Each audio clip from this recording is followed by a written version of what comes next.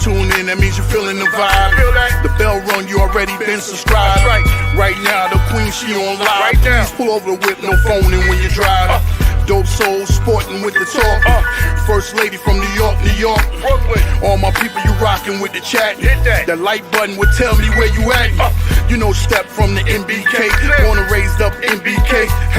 Hey, real lady, where she holding it down. No matter way how you feel, she gon' greet you with a smile.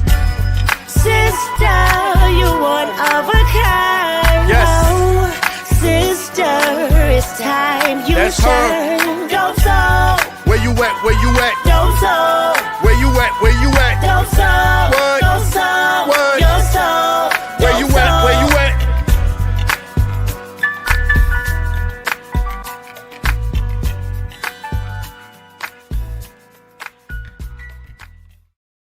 Hello, Knick family. Welcome to the Just Knickin It weekly show. I'm your host, Stephanie, a.k.a. Queen, joined by Ajay, the villain, Geoff Klafter from the Happily Ever Klafter Daily Sports Blog. Oh, man. Looking forward to this show. Not a lot to talk about, actually. So I think this is going to be our namesake show where we're just nicking it. You know, just think barbershop, hair salon, backyard barbecue, where we're just sitting here talking about the Knicks. We'll talk a little bit about the Cat news that came out. I mean, we talked about Cat, his extension, the last show. So we'll follow up a little bit this show. I do have one other question for the panel and the chat about it. And then the chat, whatever you want to talk about, put it in the chat. We'll talk about it. Geoff, Ajay, if you have something you want to talk about, we'll talk about that as well. But let's just start with how you two are doing. Great. Queen, we are doing summers fine. are the best kind of summers, as it turns out. I never knew until then. I am good, Queen, and you know I haven't been here the last couple of weeks. Good to be, man. Good to rejoin you guys and good to rejoin the chat and talk about the Knicks. Facts. Shout out to Ralph Basketball Podcast, Wonder Woman.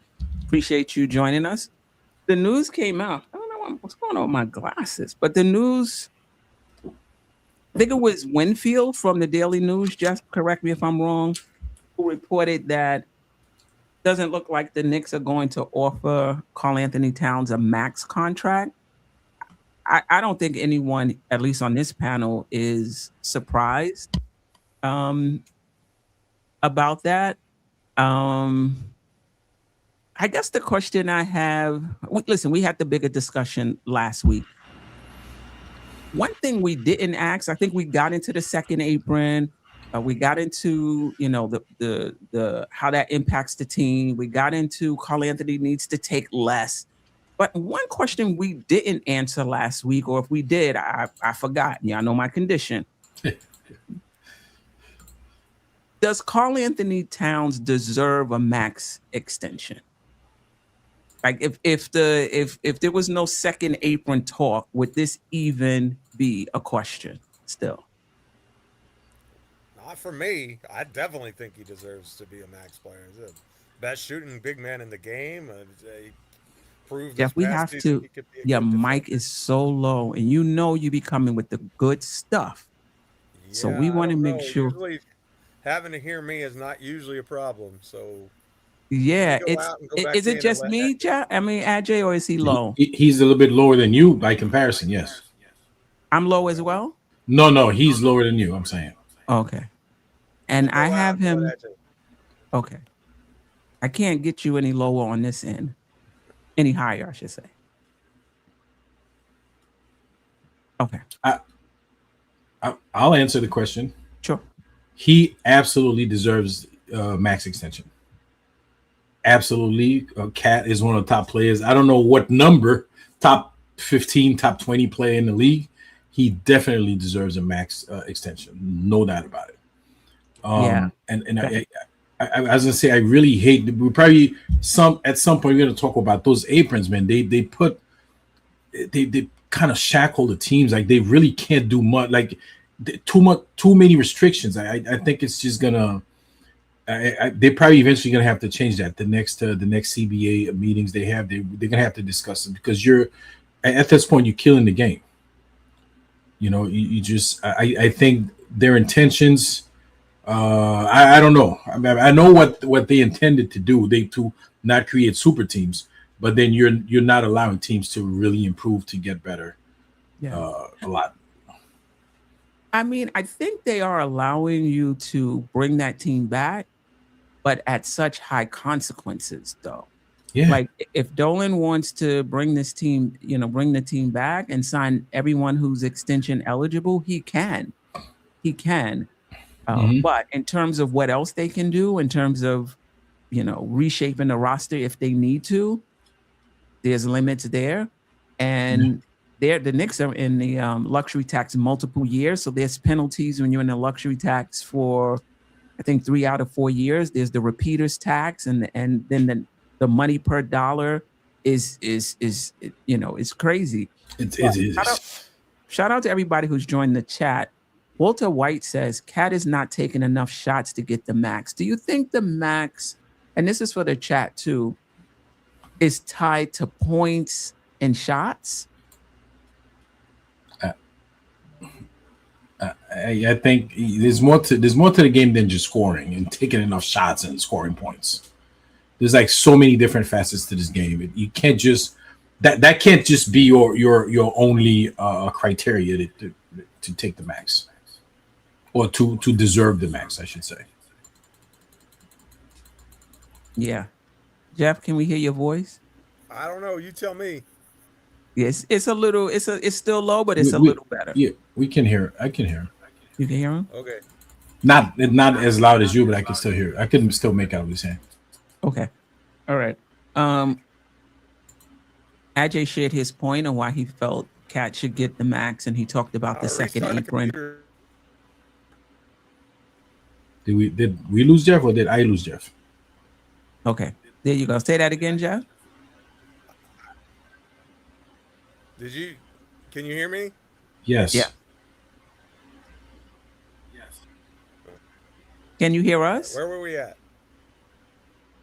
Yes. Well, now I was just giving you a summary of Ajay's point, but then we were just now talking about Walter White, who says Cat is not taking enough shots to get the max. And the question was, do you think points and shots should come into play when it comes to the max? Usually it does. Usually max players take the most shots, but I think this is a special case. What's your thoughts, Geoff?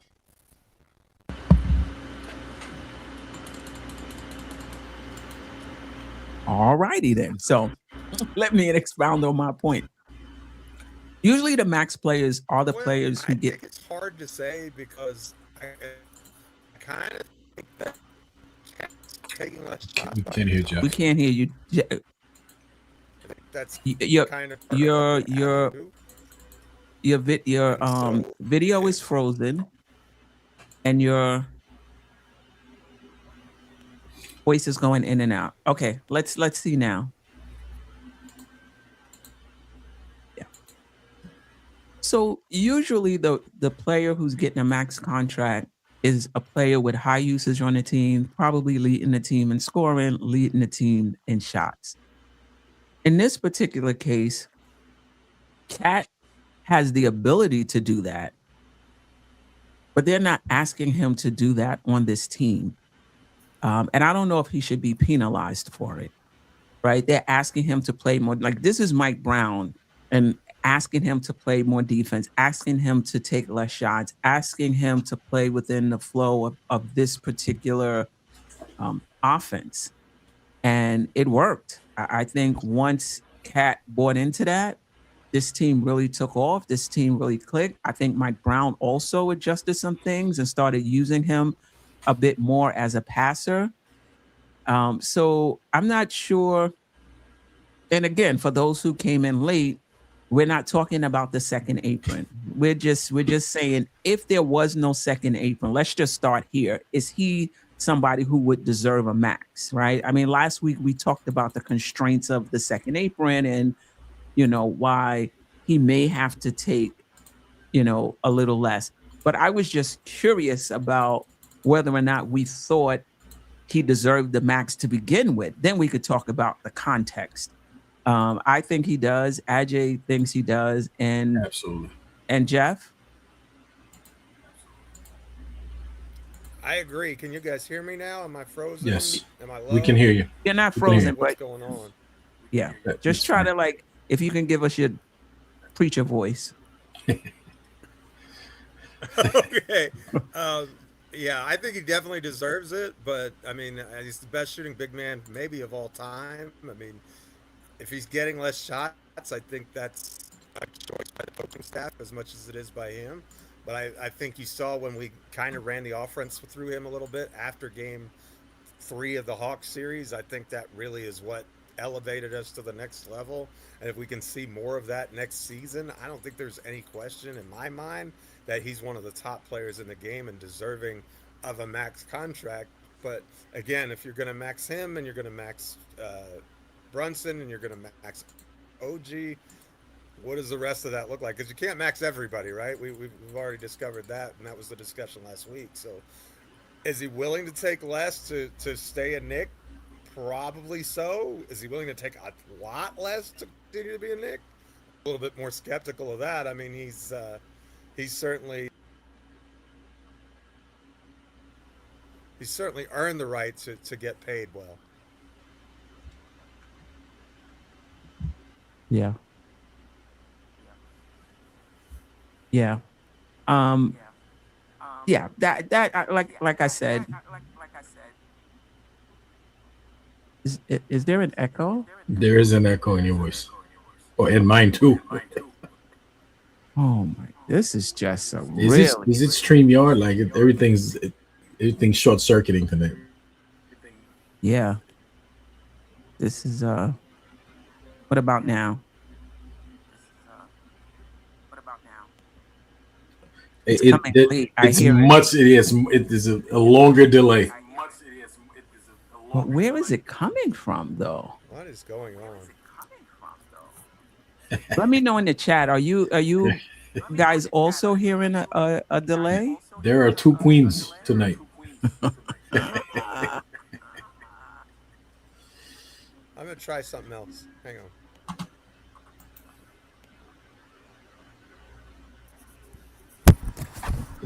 Try now, Queen. Say something. Testing. Okay, so something with Jeff's line, because there's no echo. No, there's no echo. But how can Jeff's? It makes no sense actually, but Somebody it's said- randomly happened when he comes on. There's the echo comes on. Now Jeff is off. The chat, are you still hearing an echo and a delay? I'm not hearing it. I'm not hearing it either. All right. Wonder Woman says it sounds better. Sherwin says no echo. Walter White says Jeff's connection is an issue because it's sounding clearer now. Oh no, I still hear a little echo. Is that why my mic wasn't working? Maybe. Somebody I says, still hear the echo. I still hear an echo too. Oh, where is it coming from? I don't have anything else connected. I don't hear it anymore. There you go. All right. Anyway, anybody in the chat when anything else on Cat? Like I said, we did a deep dive into Cat and his extension last week. We're just revisiting because the news came out that it doesn't look like the Knicks are going to offer him a max. I'm not surprised about that. I think he deserves a max. I don't think the Knicks can afford to give him a max and stay flexible. You see how the Eastern Conference is changing. And I know Ajay has said this for years now. It's hard to stay pat when the teams around you are changing, right? And so you may have been good enough to beat last year's team. Are you good enough to beat this year's team? And I think this Knicks team is. But do you want to lock yourself in, lock the roster in, and not be able to make those changes? That being said, we've seen teams come out of the second apron like Boston pretty quick. Yeah. Geoff, can you Try to mute Geoff when you're not talking. When you're not talking, mute, because I think we're echoing through your mic for whatever reason. See, you muted, right? Okay. Yeah. The echo's gone. Yeah, the echo is gone. Okay, so it's coming through his mic. All right, Geoff, we're gonna get back to you. Sherwin said, if we have to pay Cat more than $40 million, we should trade him. But, I mean, listen, on average, he's eligible for, I think, $68 million a year. Yeah. 65 is a haircut. Anything under 65, you're asking a lot. 40 million. I mean, come on. Like, 40 million is not going to happen. But Queen, the last time I was on the show, we kind of had that discussion, and I said as much, like, they would want to bring Cat back, but financially, money wise, dollar wise, it kind of doesn't make sense for them to bring him back at that kind of money to give him the max. That was before. That was like maybe 2-3 weeks ago. Remember?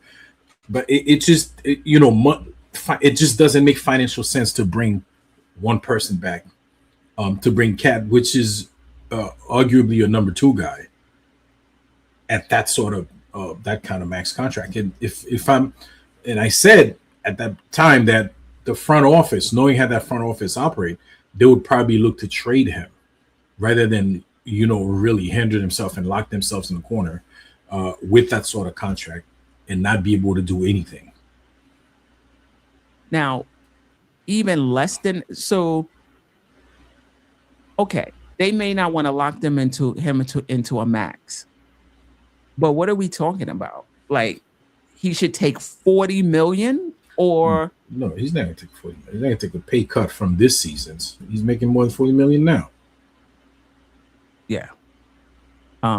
So Sherwin, to follow up, says Cat doesn't do more than 40 million to help the team. Yeah, I just think I'm in a minority. I feel that the Knicks championship hopes rest on them re-signing Karl Anthony Towns. I think if they have any chance of if they want any chance of repeating, it's matching Jalen Brunson with Karl Anthony Towns. I think that what Karl Anthony Towns brings to this team and to this offense and how he helps Brunson is just underrated. It's just underrated. And if the Knicks decide we don't want to pay him close to the max, let's say he takes a haircut, and they're saying, no, we're not going to even sign you for a haircut. We want you to take a major, reduction in salary. And if you don't do that, we're going to trade you. Then I feel like the Knicks have just thrown their chance of repeating out the window. Like, that's how strongly I believe in Karl Anthony Towns' role on this team. And I may be in a minority, but he's that dude, in my opinion. And let's not get it twisted because he took less shots in the playoffs.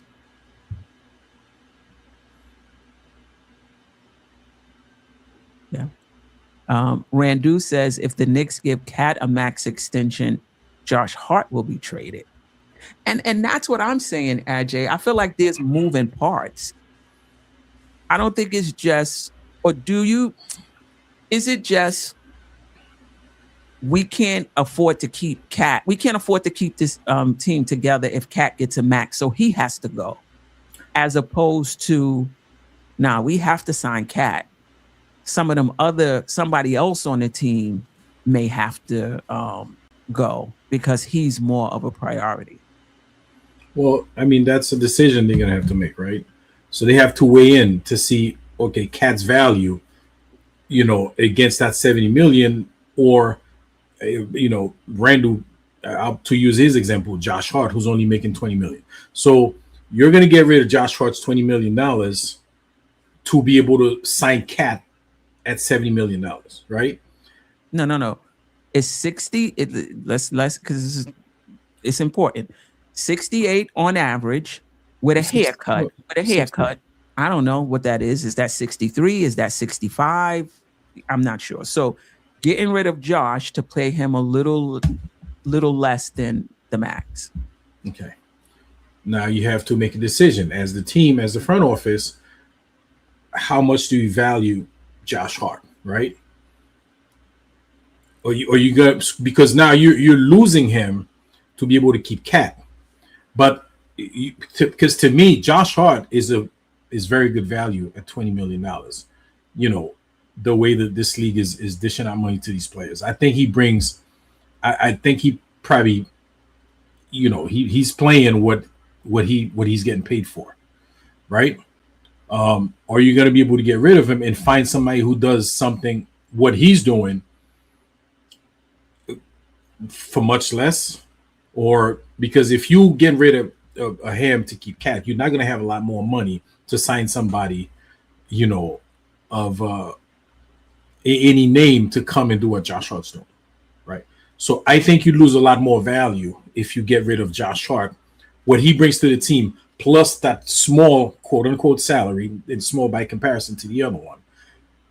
The front office, I think they would it's probably easier to trade Cat.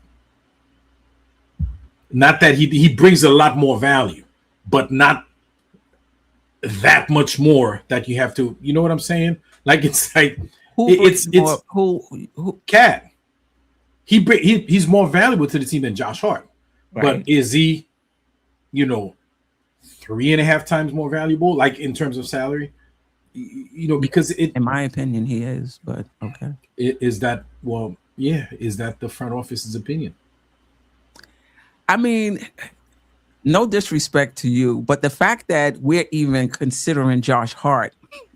No, Jerrell, it's not. It's not a matter of considering Josh Hart. It's just to use the example that he gave, that Randu 1973 gave, right? It could have been anybody else. I just picked that example.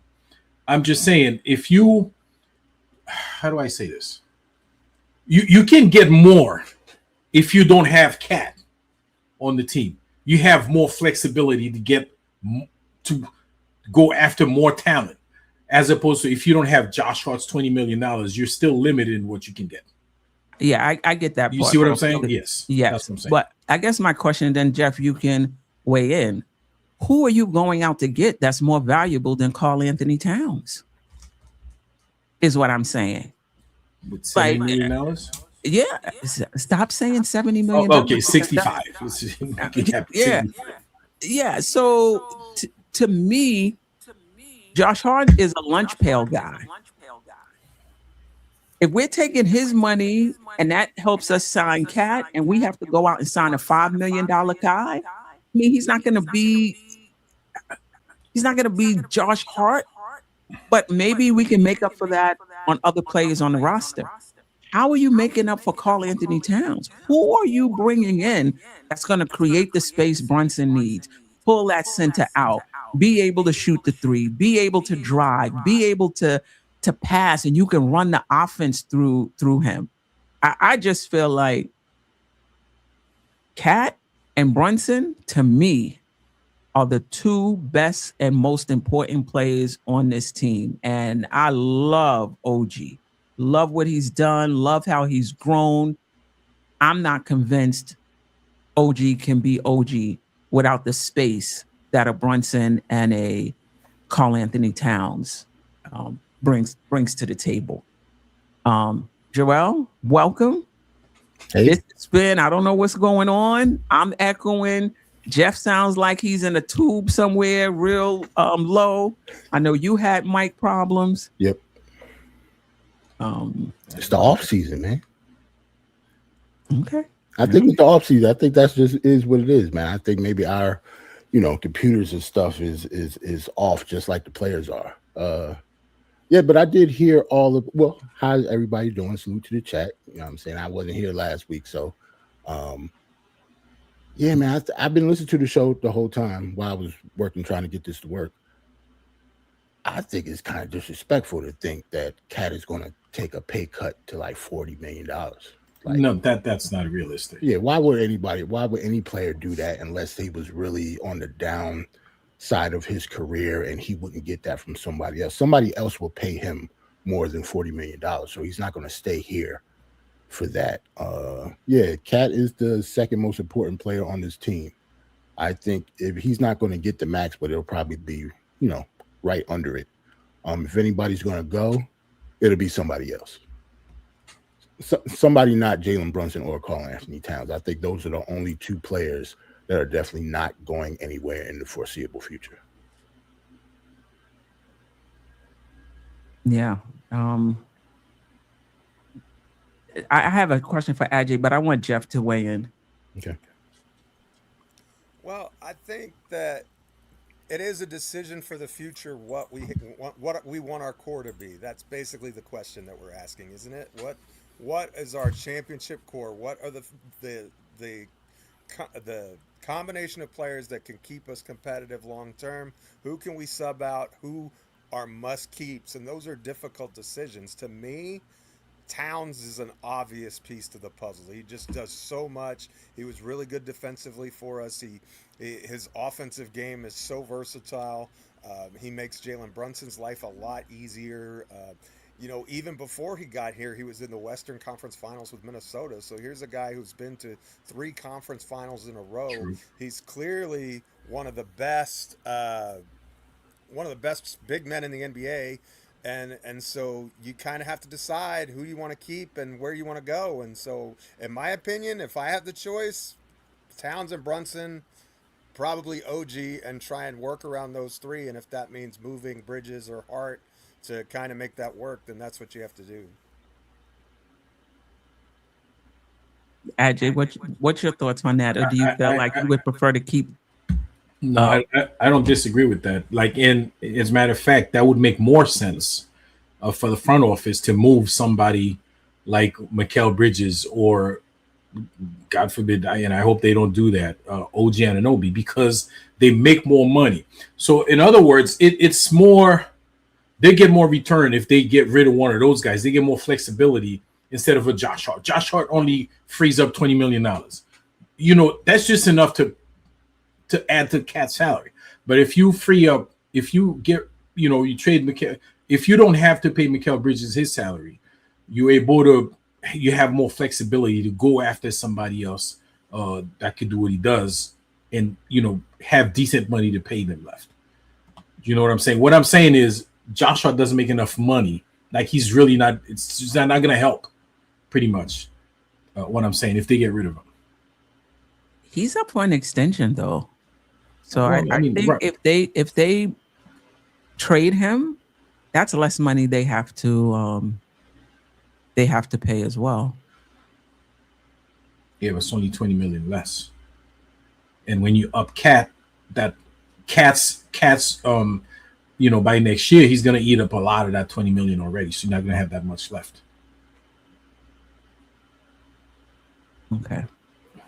He's So not going to eat up that much more of it in year 1, though, Ajay. He may not only a couple $1 million in year 1, because remember, you got 8% pay raises per. you got to get closer to the mic, Joe. I'm trying here, Queen. I'm sorry. I may have to get off, but you only get 8%. I can hear him. I can hear Jeff. Oh, okay. Well, you raise 8% a year, so it might start, the extension might start at 60, which isn't really that far off, a couple $1 million off from where he's at right now. And so year 1 and year 2, you may not be looking at that. Down the road, year 3 and year 4, yes. But I mean, that's why I think that we're delaying the second apron as long as possible, because it may be at some point we have to go over it if we want to keep this collection of players, even with the punitive nature of it. But you're kicking that can as far down the road as you can, and I think that's how you have to play it. It's going to be an interesting decision that they have to make with both Hart and with him, because then you've got Brunson and OG up for extensions the very next year. I feel like we just renewed OG. Yeah, it seems that way, but it was a few years ago. He only been here a few years. So what, the same few years he's been here? But you OG can been- extend them like a year or two before their contract ends. Yeah, his Well, we contract is up. signed him that very same offseason that we traded for him. We gave him a max deal, like a full max deal that we could. I don't know if you remember that, but when we acquired Yeah, we him did. in December that summer, we signed him to the full max extension that he was available to get, and he was really the only player we did that with. In fact, he was making more money than anybody on the team until we made the Towns trade. I don't know if you could recall, because it was kind of a big deal. Why are we throwing all this money at OG? We kicked that question around about 1 million times, and I think he answered that question this postseason. But yeah, so it is. It doesn't seem like it, but it's been a couple seasons. So after this year, he's up for extension again. Yeah. There is sentiment in the chat that basically the Knicks are bidding against themselves. Basically, there's nobody else out there that would sign him to close to a max. So basically, I guess what I'm getting is don't sign him, allow him to go to free agency and see what he can get. I mean, yeah, just you guys thoughts on that. And even if that's true, I mean, do you think that's the case, that nobody would sign Cat close to a max? And whether that's true or not, do you think the Knicks should just not sign him and call his bluff and allow him to get to free agency? There are a lot of teams in the league that would sign Karl Anthony Towns.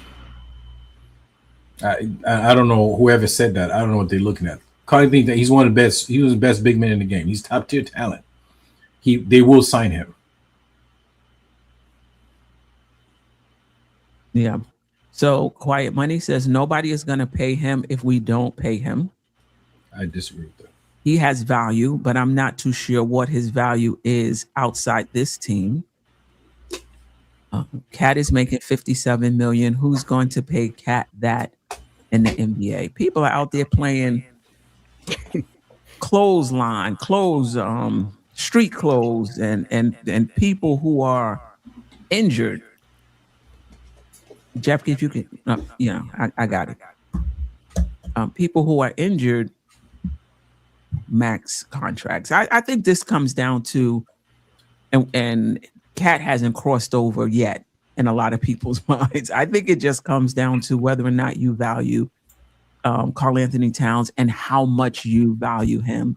And I think there is, I think Knick fans value him, but I think there's different degrees of value. And I think I value him at the tippy top.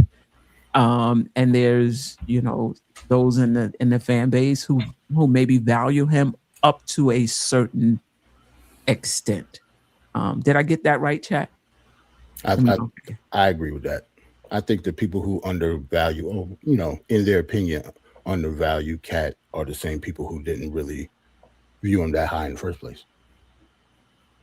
I mean, and that would make sense for them, but since he won a championship with us, yeah, he's going to get paid again.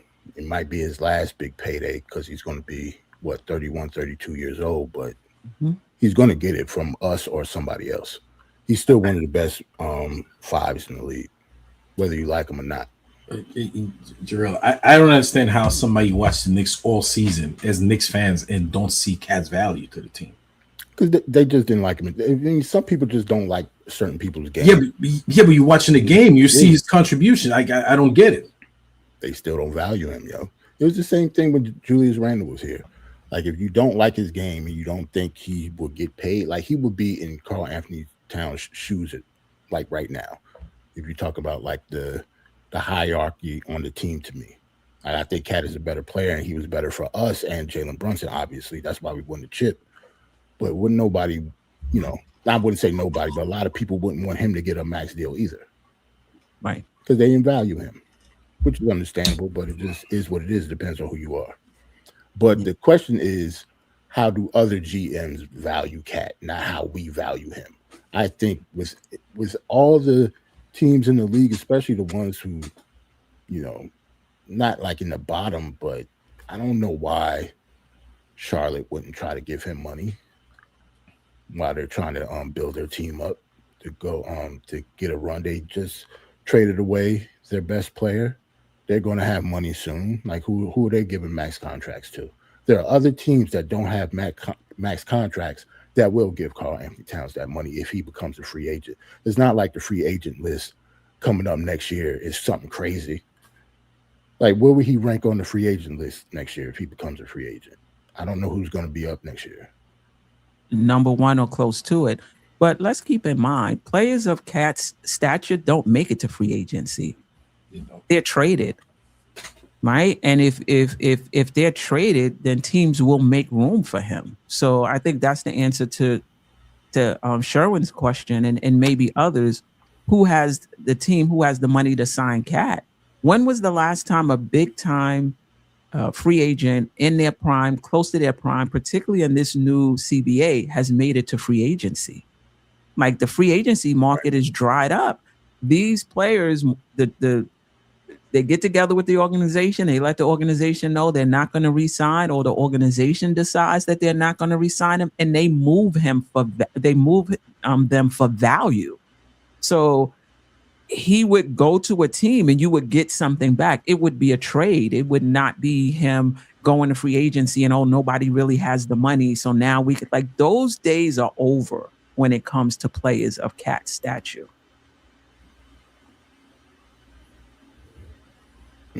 Yeah, I agree.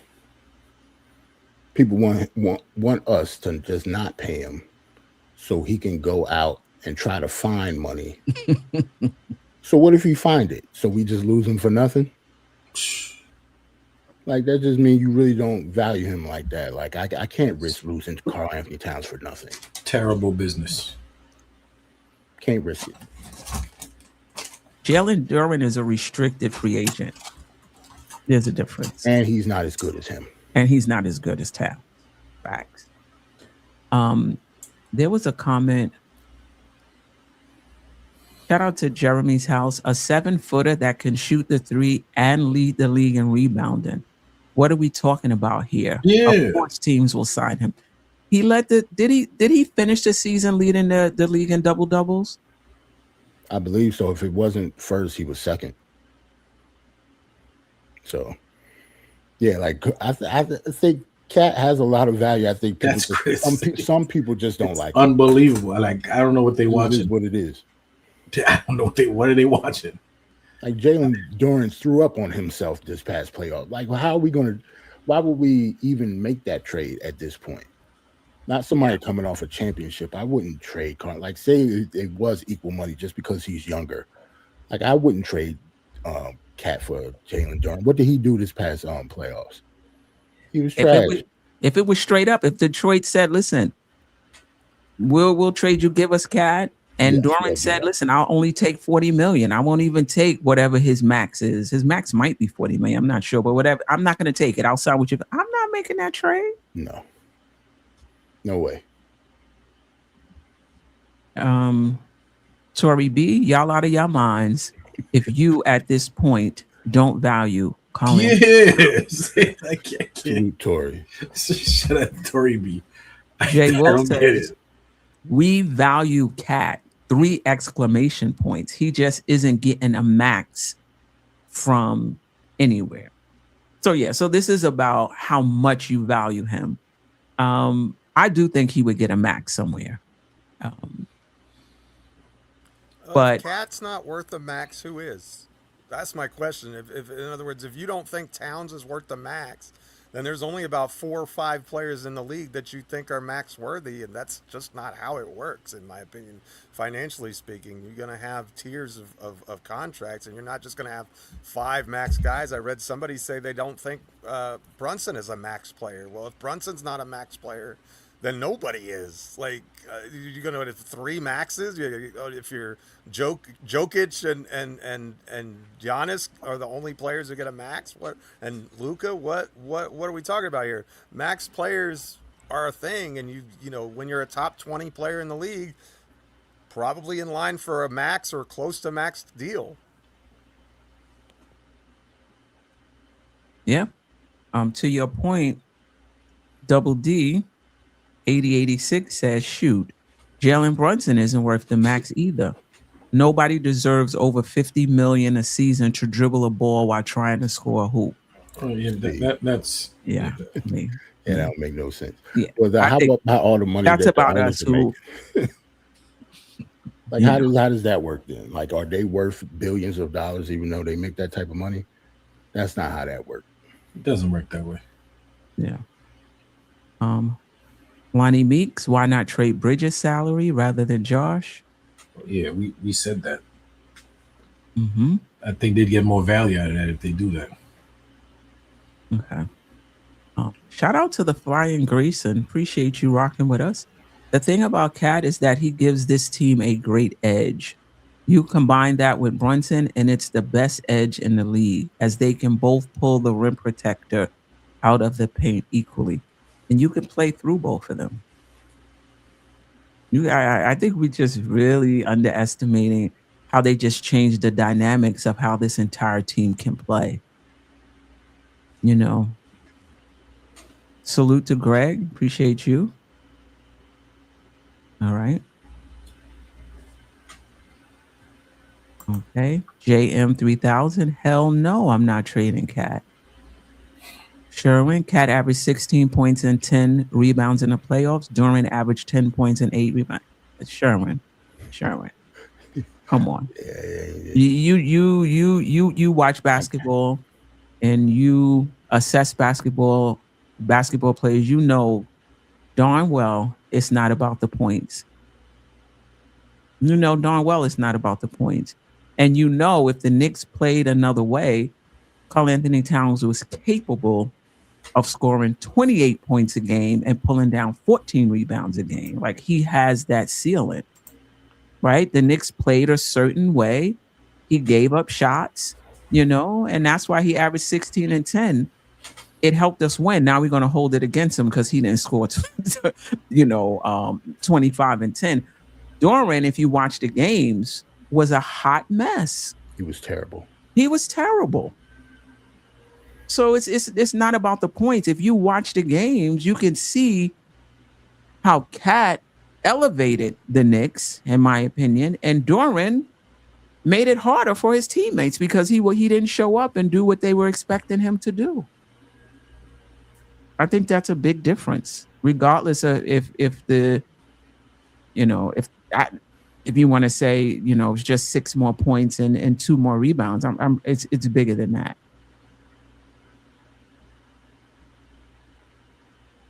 All right. It's kind of shocked from Sherwin. Like, it's kind of like, what is that? Did somebody hijack Sherwin's laptop?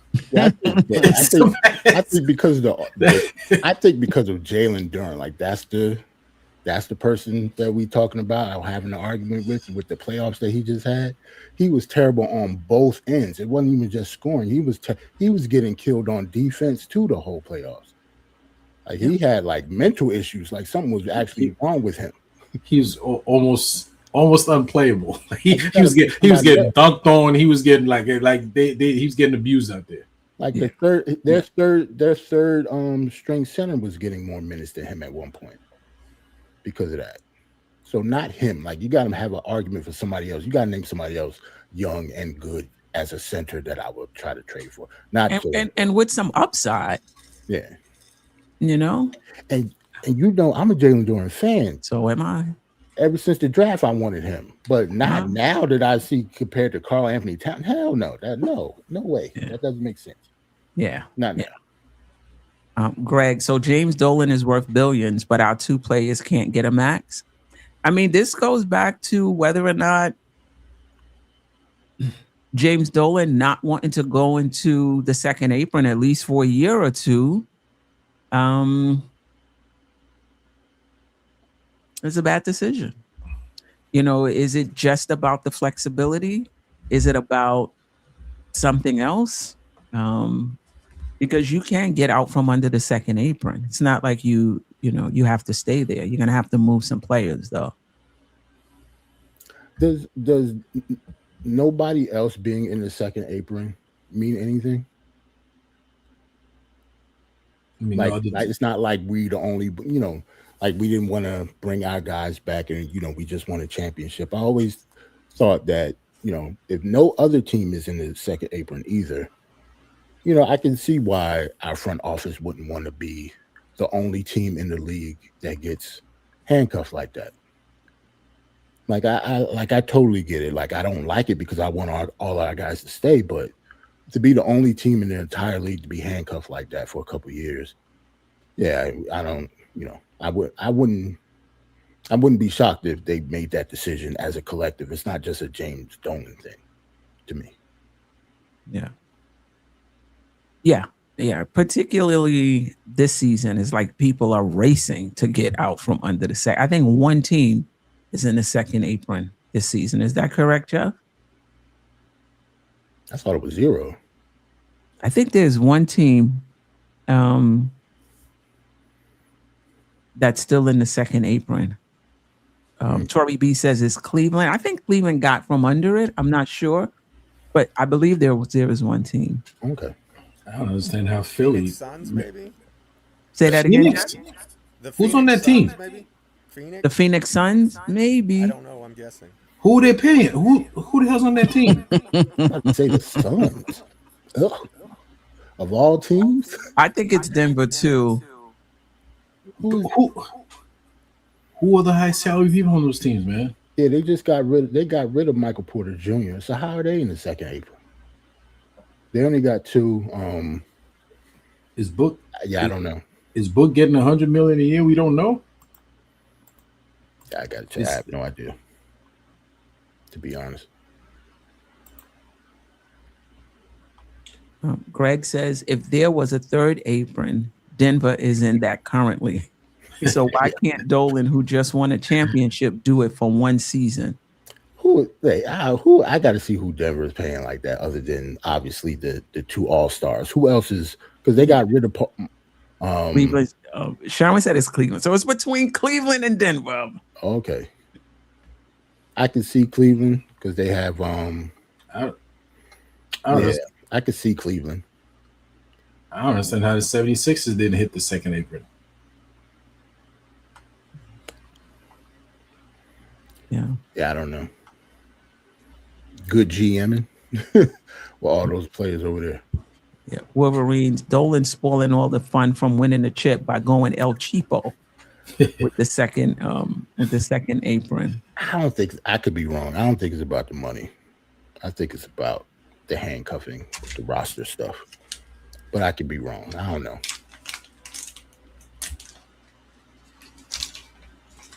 Okay. All right. Anything else? Okay. Jay Will. Looks like Denver is the only team, and Orlando is right behind them, but they're still under, and then the Knicks. So it's Denver for Okay. sure. Orlando? And they're 2 million over. That's true. That makes sense. Because they just got Bane over there. Yeah. Jay Will says, I love Cat. If Charlotte pays him, hold on one second. I love Cat. If Charlotte pays him, they would need him to be a 1A. Knicks overall talent allow Cat to be our 3rd or 4th player at times. 1A playing 18 minutes due to fouls is wild. Oh, that would be their problem, though. That would be the Hornets' problem if they want to pay him that much money. Right. I don't think we're going to give Cat the max, no. But I just don't. I think it's just wild for people to think that he's going to take some massive pay cut and he's still be in the All-Star game next year. I don't see that at all. Right.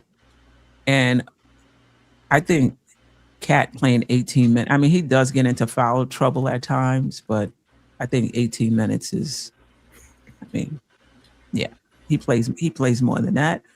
And I think on any team, on any talented team, there'll be nights where your first or second option will be a 3rd or 4th on a particular night. That happened with Steph Curry and Golden State as well. That's going to happen with your best players.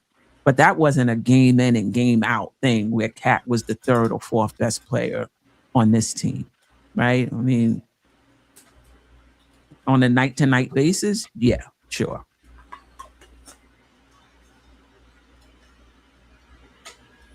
You think people think that because of like the scoring aspect of it, like his shots went down, his scoring went down, so they probably undervalue him. Like we didn't get the Cat that we got initially.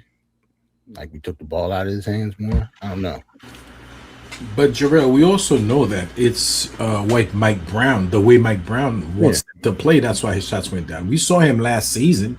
Right. We know he's been doing his entire career. Like he can put the ball in the hole. Right. But it's just playing different because that's what this team requires of him. So it's not like he can't score. He can score. Okay. Yeah, I agree with you. I think it's just the way he was asked to play. And I actually think it's going to be different next season.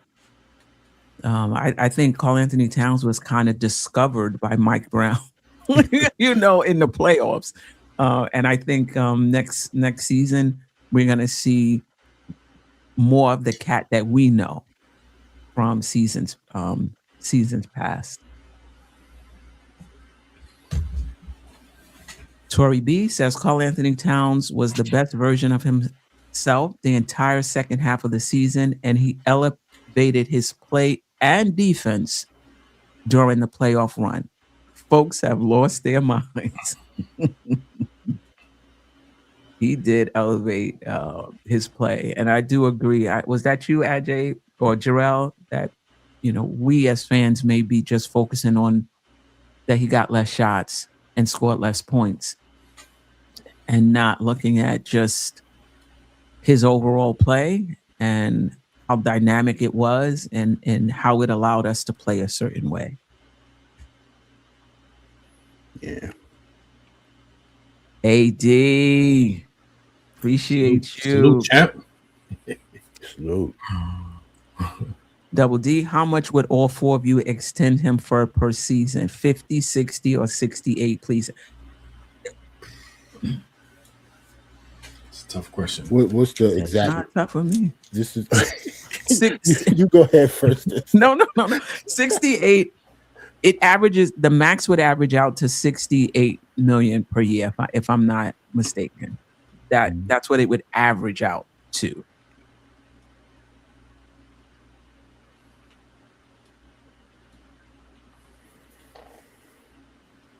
But Right, since everybody's struggling, 50, you would. But I don't think that's an option on the table. I don't think a Karl-Anthony Towns deal starting at $50 million is in the cards, even if he does take a pay cut. Like I just don't see that as realistic. I would say 62, 63, somewhere around there.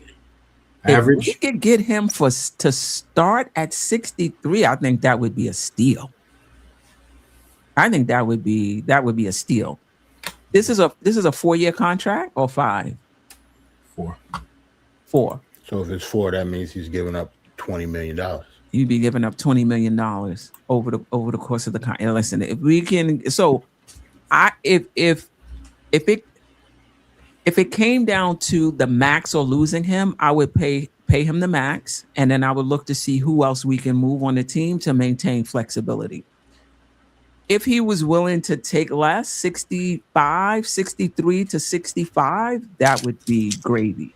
So I would pay him whatever it takes to keep him, but I value roster flexibility as well. And I think we would just have to work that out with other players on the roster, because I just value him that much. Queen, just say you get rid of Mikal Bridges, all right? Just say. Or Hart, or Might be both. Or both. That's what I would do. This team could look really different in a couple years. I just don't think personally that Karl-Anthony Towns is going to go anywhere. Then they can't keep all the other guys. Yeah. Okay. Yeah. Okay. It is what it is. Somebody had to go. I mean, there's a pecking order to this now, BKNY 1982, appreciate you stopping by. He said Cat is a priority. Bridges and Hart are trade pieces. Yeah. Yeah. I'm not sure, Jeff. Do you know the answer to this? Did the Knicks pick up Tyler's contract? Because I heard today was the last day to decide if he's going back to college, or if they're going to sign him. Today was the deadline. I don't know. I saw a headline that you know what? Actually, never mind. My I saw you understanding had that I think the headline was asking that deadline question and we too. didn't do it. That was my understanding. Oh, yeah. So, I mean, to Double D's question, I would max him out. Jeff? I would max him out. I think that you can do that. And if you're maxing out a 4-year, $272 million deal, I think the first year actually starts at about $60 million anyway, with the raises. I think it starts at 60 and then it ramps up from there. So check my math on that, but I think It starts at 60? Yeah, and then it goes up 8% raises per season from there. It gets you to 4,272. I think. Correct me if I'm wrong, but that's my understanding. Jerrell? Oh, I agree with you. Like if I can't get him to come down, which I actually think he probably Think will so, leave too. a little money off of the table, but I don't think it's going to be something crazy that people will think is significant. That's not, getting an extra $15 million. But I think people think that he's supposed to just take a $25 million pay cut, and I don't think that's possible. So I would sign him to the max and then figure it out. So, So I think how it works is if you have the first year is like 60.4, and then it goes up to 65 in year 2, and then 70 in year 3, and then like 76 in year 4. That's how the 4-year maximum 272, just based on 8% annual raises. That's what it would look like. So it would start at 60, which is a little bit more than I think he's slated to make now, is about 57. So take that for what it's worth. And these contracts are about to go bananas. Like starting at 60, that's going to be chump change in a few years.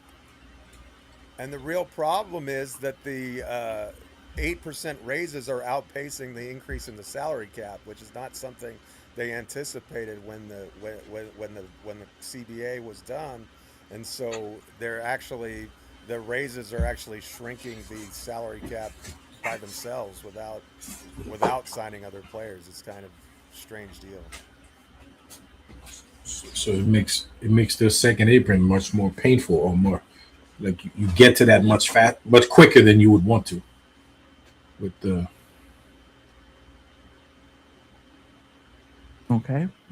All right. This is questions or comments about Dolan. You guys, after Cat, we're opening it up. So if there's anything you want to discuss in the chat, put it there about Cat or anything in the off season. Put it in the chat. We'll get to it. Yeah, whatever it is you want to discuss. Maybe it's something that happened a few weeks ago, a month ago. Anything you want to discuss, put it in the chat. We'll get to it. The next few comments are about Dolan. Josh Hart told Draymond to stop counting everyone else's pockets. If you guys were owner and on the receiving end of going over the second apron and being penalized, you guys would not go over too. Okay. JM3000, Dolan ain't being cheap. He is paying a luxury tax, and it's not about money. It's about the second apron killing the team's abilities. I think that is true. But this money that he's paying is about to get real when it becomes the repeaters tax. Now we're talking about 200 million. Like that's, so it might be a little bit of both. In New York, Bronx forever. Sometimes we as New York Knicks fans are delusional. Blaming Dolan when he spent millions in wasted salary and tax penalties is ridiculous. For once, he's being rational and sensible. Crazy work.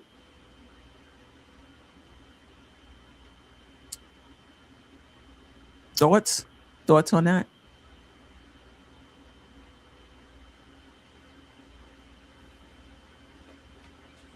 No one? Okay. One other thing on the Towns thing, this coming season he's going to make 57, and he's slated to make 61 in the following season. So like, actually, if he extends, he'll actually make a little bit less in year one than he would if he just plays out his contract in the final year. He's scheduled to make 61 in 27-28 season. So. Mm-hmm. And 57 million this year coming up. Yeah.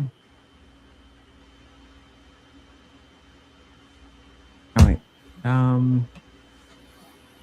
All right. Dolan is the best owner in the NBA. Okay.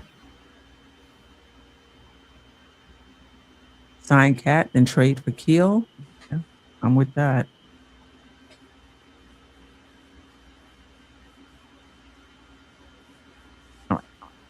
Yeah, let us know in the they trade Keel though. The Bucks want him. He's part of the reason he's the main guy they got in that Giannis trade, in my opinion. I don't think he's going anywhere. Like, we can want Ware all we want to, but I don't think that's a player they're going to be getting rid of anytime soon. That's the best young prospect they got in the whole deal. I'd be absolutely shocked if they traded him. Yeah. Yeah. I like him coming out of college too, though. He's very talented, very good.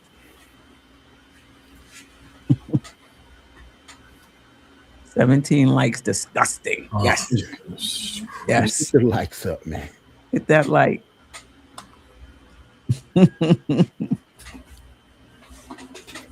All right. All right. Let us know in the chat, you guys. Like I said, we, not a heavy show in terms of topics beyond Cat. So now we can get into some fun stuff. If you guys don't have anything, anybody on the panel has anything? Queen, I have something. All right, let's go. But the do now, no, the disrespect keep going on, man. I'm listen. I have to, like, I don't know how many do not recommend this channel I had. Like, every time I see one of those things, man, coming up on my wheel, man, I'm like, I saw this Colin Cowherd the other day, man, on some nonsense, talk about nonsense, some crazy stuff about Jalen Brunson, man. Like, what is it with these people in the Knicks? I don't get it. Even after the Knicks proved them wrong and won a championship, they still dismissing, like, as if it was luck, or it was. Meanwhile, it wasn't luck. We know it wasn't luck. The Knicks shattered all kind of records to get up there, and they I mean, some of those records will never. They're not going to be broken anytime soon. All right. The way we won the championship is not likely to see this ever again happen in the NBA. And they stay disrespecting the Knicks. Queen, we're gonna have like, before the season starts, we're gonna have to have a show where we hand out trophies to, like, the worst hater. I don't know, like top 5 haters or something. We're gonna have to do something. We would have a lot of entries. We'd have to pour over tape and decide who the top 5 is. Maybe top 10, maybe top 5 is too small. Let's do top 10. Yeah. We can't do that, because then we'll start talking about people in our own fan base, and then it's gonna get ugly. No. I'm talking about broadcasters. I'm talking about, like, well, people who have a platform. Why you stop there though?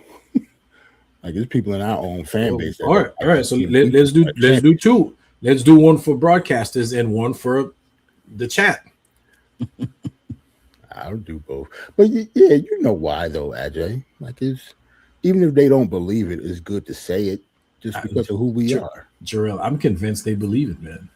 Yeah, but even if they did believe it, we just won the championship. Look how upset you got about it now. It got exactly the reaction that they wanted to. Of course they're going to. No, like, I don't. What I do is, on that, I'm like, listen, don't no longer recommend this channel. Like I cut my channels in half. Yeah, but you just gave them, you just gave them a couple minutes of shine on prime time TV Prime time, at 10:30 I know Thursday night. Know what I'm saying? On Dope Soul, man. Everybody On Dope Soul. Know what I mean? Like you're gonna give them light every time you get mad about it. That's what they want you to do.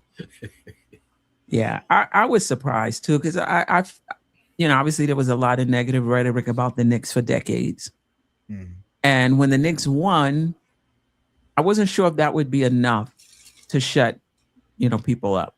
But when it was in historic fashion, and Jalen Brunson, who's also gotten some heat, and for our own fan base, some hate, the way he played, I'm like, you know what? The way the Knicks played, the way Jalen Brunson played, that's the end of it. And it's just not. And so what are you going to do with that? There's nothing you can do. What are the Knicks supposed to do? Win the next 5? Right. Like, what is it going to take?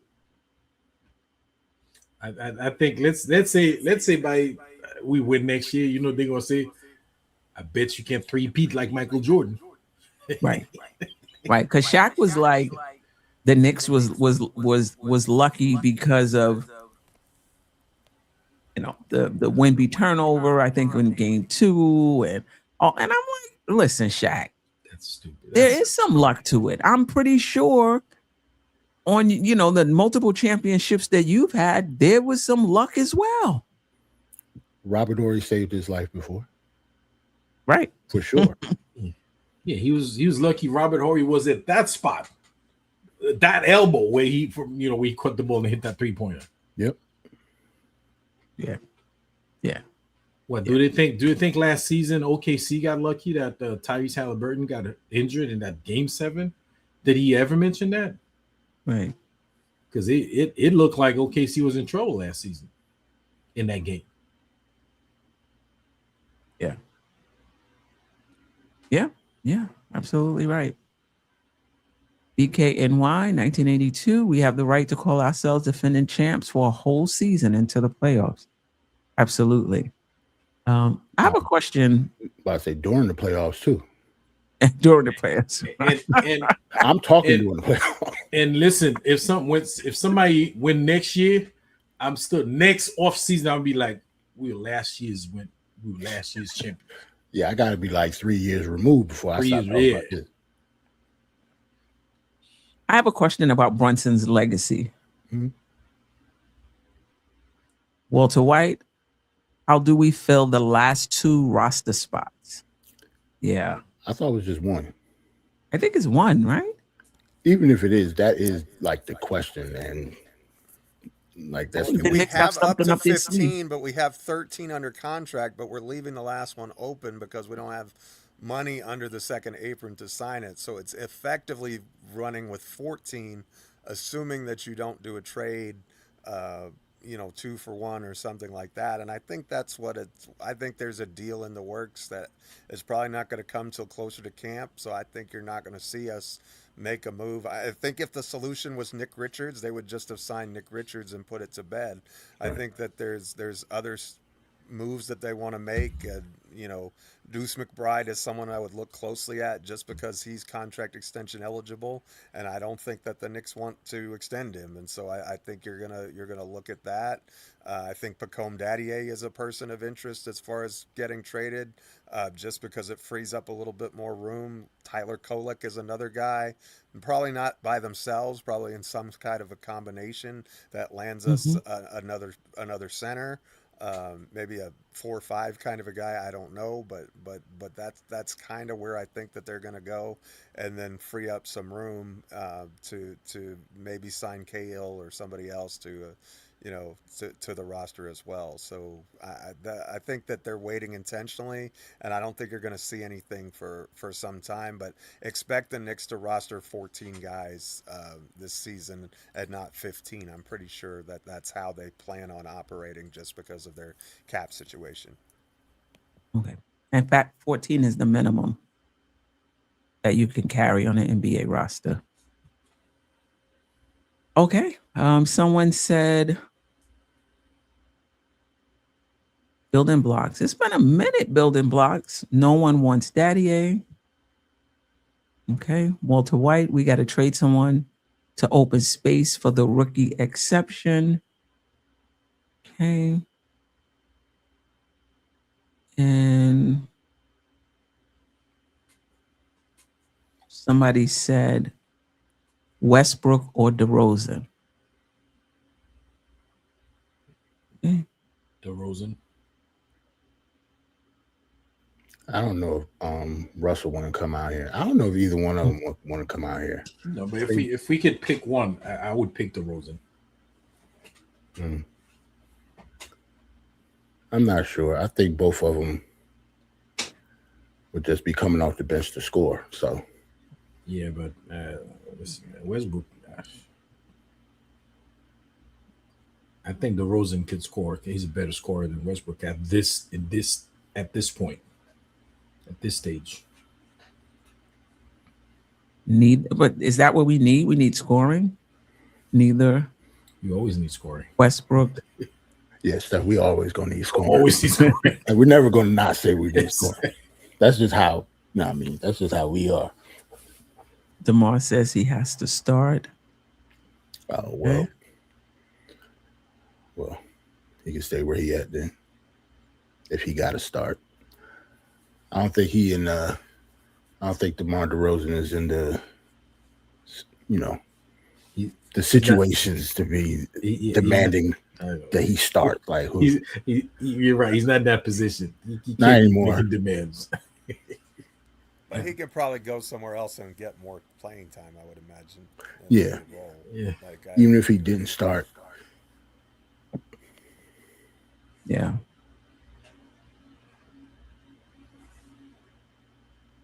All right.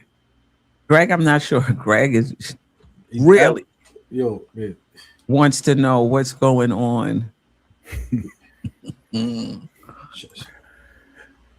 Shout out to Building Block. I don't know if you highlighted this, Queen. Well, if we don't get Tyler Nickel a contract tonight, we lose him for nothing, which would be a disaster for Leon. Shit. If we don't sign Cat, that's gonna be a disaster for Leon. But I hear you. Ajay? No, I was gonna say I don't know if you highlighted this one. Shout out to Building Blocks. I've been saying that all for the past 2 seasons. We've been saying that for like 4 seasons. Hey, well, yeah, or something like that. Like it was like Precious Achua, then No, I did. then that was it. That was it. I didn't ask for that as much when we had Precious, Right. and I was hoping Yabusele would have been that, but he didn't come through. Yo, we were psyched on Yabusele. I remember both me and Ajay thought. Ajay said by the end of the season, by the time the season ends, he's gonna be starting that powerful. Yeah, I'm not gonna lie. He was, but just wasn't for the Knicks. And we end up winning the championship. Andre Drummond is going to be everything that Yabusele was supposed to be. Yeah. Yeah. Who's that, Geoff? Who? Drummond. Andre Drummond, Drummond, is yeah. going to be everything that Yabusele was supposed to be, in my opinion. Well, Yabu, man, one of the reasons we won a championship is because of the Yabu trade. So, Yes. you know what I mean? Salute to him. He get a ring too. Yeah. Yeah. DeMar can stay on the West Coast. Yeah. Why can't he start over Josh? Josh is not better than him. I mean, Yeah. Depends on what you need on the team. yeah, it depends on what you're looking for. I don't know. I'm not saying Josh Hart is better than DeMar DeRozan, but so Josh Hart is Josh Hart. You know what I'm saying? That's all I got right now. Right. It's not always about the best 5. It's sometimes about the 5 that fit the best. And Right. The 5 that fits the best. how well does DeMar fit with the rest of those starters? I don't know. Say that again, Jeff. I didn't catch it. I said, how well does DeRozan fit with the rest of our starters, minus Josh Hart? I don't know if it's a better fit. That doesn't mean he's not a better player. He's a better individual player, but I can't guarantee that it's a better fit based upon what that lineup needs.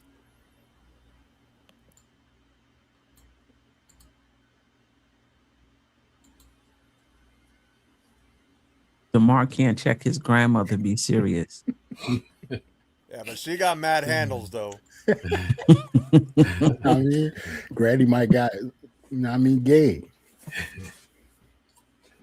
Randy got game. All right. Anything else? Nah, man. Question on Brunson. If he retired tomorrow, where would he rank among the all-time Knicks, in your opinion? That's a hard question, Steph. Hey. And, He asked the tough questions here.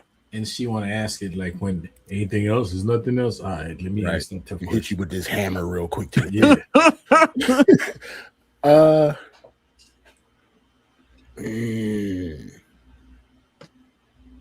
That's my point guard, man. Maybe right behind Clyde. I always had Clyde number one, even though I didn't see him play. Just by I saw clips and stuff, but I didn't see him play. I wasn't alive when he was winning championships. But I always put Clyde first just because he got two of them, and he was our main reason we got two of them. So even though I didn't see him play, I will put Clyde one. I grew up watching Ewing. So to me, it's between them two. As number two. Yeah, for number two. So for me, it's between Brunson and Ewing is a toss-up for number two. That championship hold a lot of weight, but Pat has been Pat for like over a decade in a Knicks uniform. So I'm going to put Brunson 3 for now. I need his career is still going. Even if we don't win another championship, he can definitely leapfrog Patrick Ewing since he does have that ring. Get a few more All-Stars on his belt, a couple more All-NBAs. He could definitely be up there, but I'll have him 3 right now just because I respect Pat so much. Yeah. All right. Ajay? All right. So, I've been watching the Knicks since Patrick Ewing was drafted, right? That's my starting point with being a crazy Knicks fanatic. And so I can't, Clyde, nice. I know what he did, but I didn't see him play. So it's kind of easy for me to not include him in my judgment. You do know these people still existed, though. I know they do. And listen, Clyde, he's the number one broadcast guy. He's still here. He's still here. I get it. Okay. I never saw him play, so I don't know. All right. And sometimes ignorance is bliss. I don't know. So it's easier for me. I only have 2 guys to pick from. Right. And listen, Patrick Ewing was tremendous. He did a lot. I mean, he kept this team relevant for I don't know how long. It's almost like when he was when the knees were bad, he was playing, every even a 30-second break, they had to throw on the ice on on the knees just to give him a little relief. So he did sacrifice a lot for the Knicks. He did a lot for the Knicks. But unfortunately, he played in the era of Michael Jordan. He did not deliver the goods. He did not deliver. And for that reason, I got Jalen Brunson over him because Jalen Brunson delivered.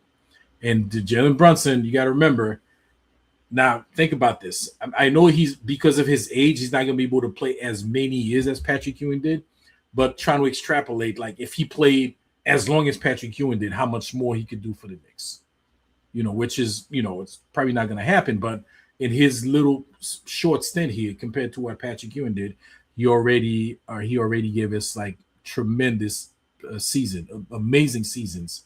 Even when we didn't win the championship, he's been amazing throughout his tenure here.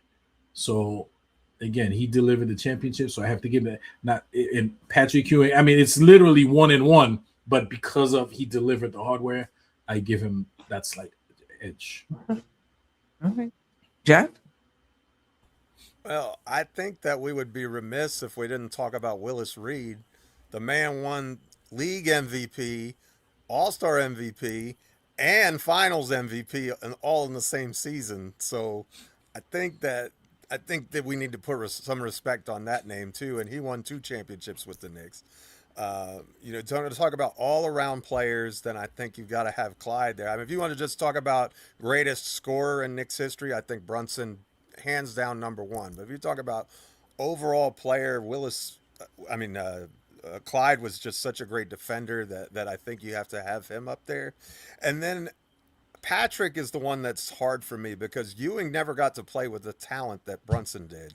And so you kind of wonder if the Knicks front office had surrounded him with any legitimate second all-star, like for the 10 years of his prime, if he wouldn't have been able to get past Jordan once. So, I to me, it would be Clyde 1, Willis 2, and then 3A and 3B, Ewing and Brunson. I think that would be my list. Yeah. Did you say if hold on. Did you say if Brunson played in the Jordan era, he wouldn't have got a championship too? Is that what you said? Either? No, I said if Ewing had a second all-star, he might have won a championship during that era. I don't know. I think he might have if he had. He never. I mean, who was the second best player he ever played with? John Starks, Charles Oakley. I don't know who. I mean, not a legitimate, multi-time all-star that he ever really got to play with during his prime. And so I think that factors in. I mean, you look at Brunson's team now is super talented, very, very much more so than that era. So I think he has to be elevated a little bit, almost to the same level, even though he never was able to win the championship. So that's my list. Yeah, I think I'll agree with Jeff's list. The coolest got Clyde in his avatar, and he ain't pick him. That just cracked me up. I'm sorry. That's funny. The coolest. He has Melo, Reed, Ewing, JB, Melo as the greatest Knick. But got Clyde in the fly suit in the avatar. That's great. Well, maybe that means Clyde was first. Yeah, maybe Clyde number Reed, 1. Ewing, JB, and Melo. Yeah, he put it in order. My bad. He put it in order. That's my fault. He put it in order.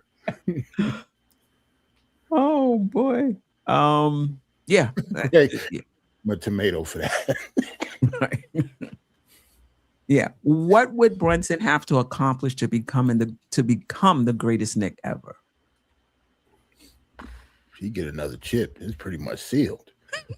Right? Like, I mean, people respect rings. I mean, I'm not even one of those people that try to, value, team success over individual players sometimes. It all depends. Like, that's why I have Ewing so high. But yeah, if he win another chip, it's kind of undeniable that I will probably put him number 1, especially, like if he wins another chip soon and he's the main reason, just like, he was this time. He's not like he took a back seat because we got somebody else to come in that was better than him. I mean, he was actually like a finals MVP again. Yeah, 2 finals MVPs, 2 rings. He would definitely be number 1. He leapfrogs everybody for me. It's a big if, though. Walter White said 2 rings and he's over Eli. Hey, yo, hold on now. Hold on. We talking about New York. We talking about New York. I don't know about that. I don't know about that. I can't cross over to football, putting people over Eli, man. Beat Tom Brady twice. I don't know. But that's a cool way to think about it, though. Yeah. Jeff, what would he need to do to become the greatest Knick ever? Well, 2 more championship rings would certainly 2 leave more. No doubt. Dang, Leave no doubt. 2 more? Would leave no doubt. Like if he becomes the first Knick to win 3 championships, that's without a doubt. If he gets another one, man, it's tough. Like that. If he wins another one, I think he at least goes into a tie with Frazier and Reed on my list. Like I don't think that you can differentiate anymore because he's done so much and he's been so clutch and so amazing exactly when we've needed him to be. So if he wins another one, I think he's it's hard to argue against him if he gets that second championship, in my opinion. Yeah. Ajay? I already said he's top because remember, I'm not considering anything before Patrick Ewing.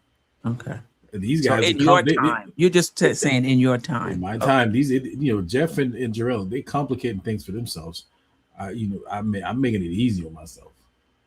I mean, that was the question in Knicks history. The history I know. I mean, you always like try to split the baby and just like make it like more. Like, what did you say? Knick history? Okay, we're gonna do it in my history. I started watching in 1985. You don't never answer nothing. That's all it is. You don't never answer nothing like he's supposed to. I wonder what your mom would say. She'd probably say, "Yeah, he never did what he was told." He took the trash out, but didn't put another bag in the can. Stuff like that. He always half-assed it, you know. Yeah, Mom, because you said put out the trash. That's it. You didn't say put another bag in there. That's it. You didn't say put another bag in there. You see? Oh man. I echo Geoff. I think if he wins another one, he's in the conversation with Reed and that too. Willis Weed and Clyde. If he wins 3, if he wins 3, he'll be above Weed too, Steph. Like he'll be above everything in New York City. Like he'll be above everything. Okay. Jeremy's house. Was Frazier the face of the Knicks complete turnaround like Brunson is? I mean, that's not what we're talking about, though. You're not talking about face of the franchise and things like that. I get what you're saying, just giving more points for how he came and turned the franchise around. But listen, the Knicks were on the way up when Brunson came, right? When Pat came, Pat had to dig them out the manhole first. Yeah, that was different. Maybe before they started completing for championships. Yeah.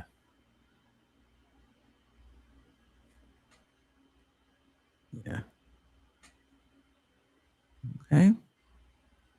Bernard King is the best offensive player in Knicks history. Brunson is the hardest guy to beat. Okay.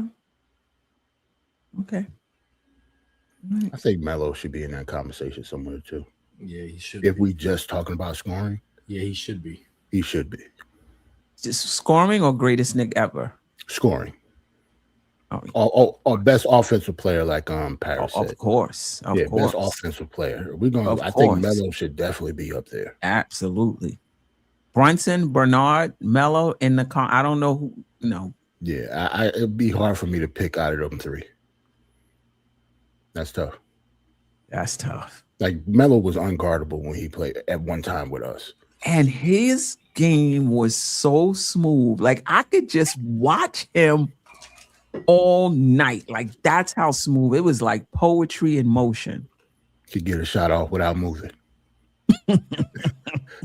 There's a couple stutter steps, right in your face, splash, like without even moving. Yeah. Unguardable. Bernard was pretty unguardable in his prime too, though. Don't forget. Yes, he was. Two-step. I mean, see, I didn't see that much of Bernard King either, but yeah, I definitely saw some after the fact. Like I didn't watch him live, but yeah, definitely. Yeah. Joseph says if Brunson wins another ring, he's the greatest Knick of all time. Of all time. Greatest Knick of all time. Yeah. 61-point mile. It just seemed effortless. He could go to a party after a game. He could drop 61 and go stay out all night. If that game wasn't a blowout, he probably would have had 80. He sat most of the fourth quarter. Like nothing the defense can do. Like usually when Melo had a bad night, it was because of Melo. Like he just wasn't hitting. Yeah. Melo was the most talented. It makes sense. Yeah. He was. Yeah.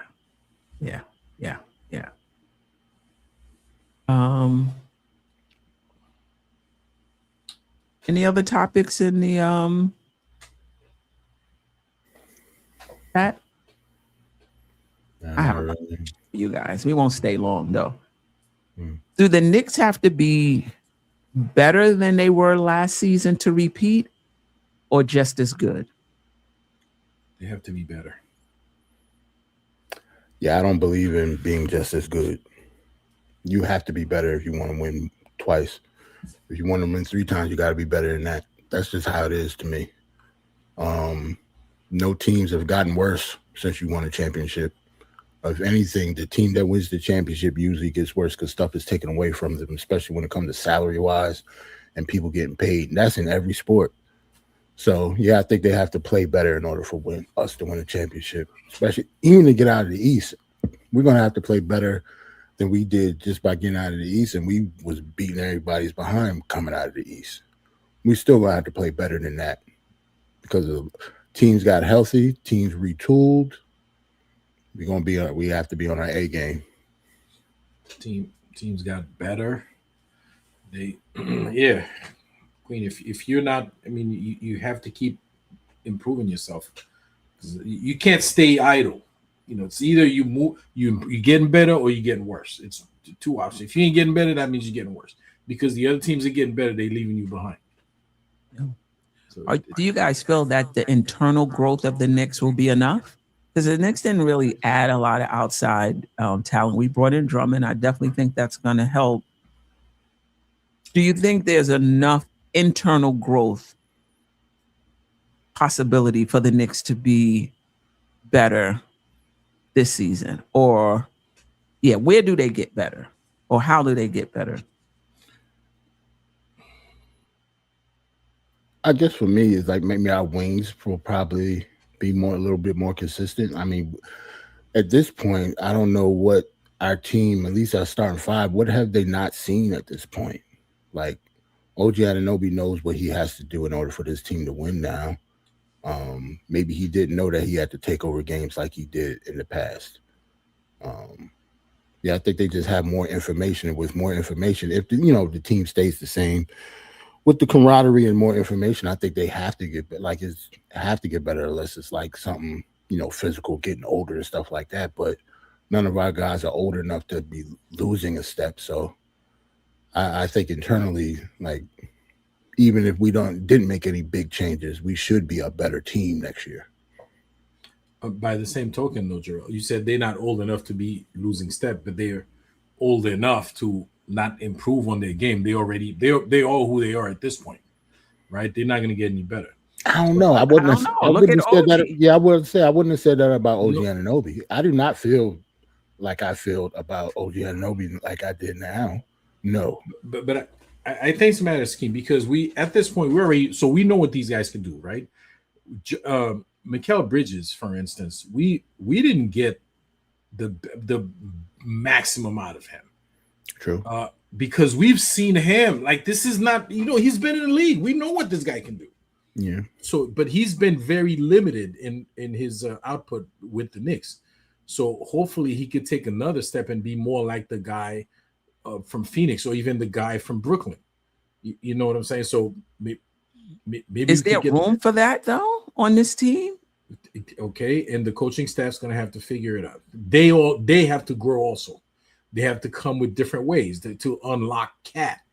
There's rumor out there, and somebody said that this is just the tip of the iceberg with Cat. There's so much more they could do so they have to find a way to unlock Mikal Bridges also they're gonna have to find room to get more out of him.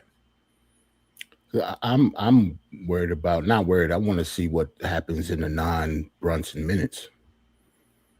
Like, those are the minutes that Mikal Bridges is supposed to be Mikal Bridges. Like, he should be able to turn it off and on like that. Like, if he doesn't have a good, like, first quarter and Brunson go out, like, he got to step it up. Like, he should know that by now. Like, he can't just, there's no back seats to be taken once Brunson is off of the floor to me for Mikal Bridges. Like, he should be able to have a green light just like OG can. Like, I don't see why he will be deferring to OG Anunoby. Not if he was just talking about scoring. Like, if OG could take the rings and put up them shots, Mikal Bridges can too, if he wants. Well, let me ask you a question though. Mm-hmm. Would you consider, I'm not saying have him come off the bench, but diminish his minute with the starting squad and have him play just to start the game, like in the beginning of the game. Right, and begin play start the game just to give him the title starter, but then really have him be the go-to guy with the second unit. I mean, it's possible.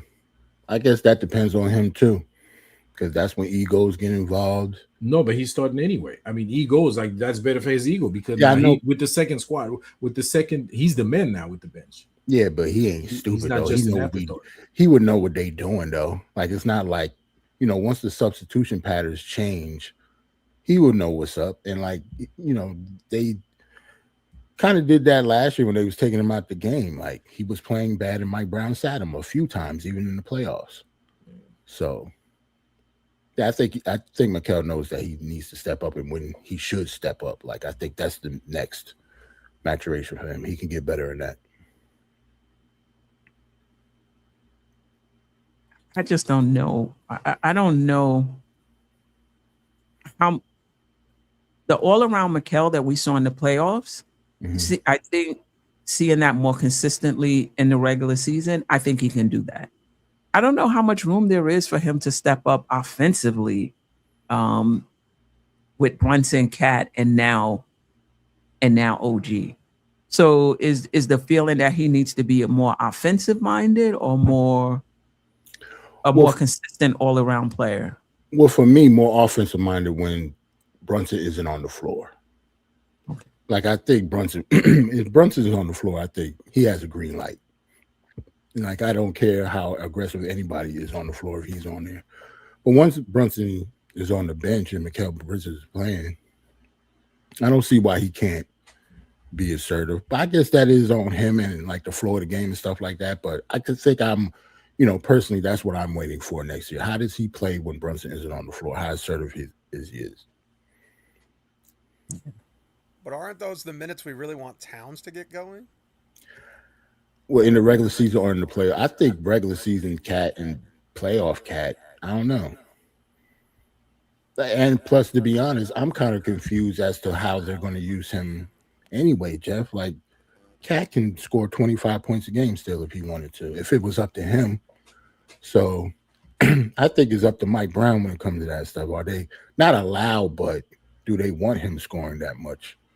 Because if it was up to me, he would have the ball in his hand a lot more. He would be scoring more. I don't think anybody can play Cat in the league like that. Not at the 5. Not if his shot is falling. Very, very, very difficult matchup. But if that's not his role on his team, that ain't my call. I thought it was kind of crazy last year that when they wouldn't give him the ball. Well, they said Dean Smith was the only person who could keep Michael Jordan under 20 a game. Maybe That Mike is Brown true. wanted to do the same thing with the Cat. But I kind of want to disagree a little bit. I think our run last year was so historic with the points margin and the 16-3 and how we did. I think if we play at that level again, just match that level in the postseason, I think we can win again just by matching that level. Now, you're talking about our regular season performance?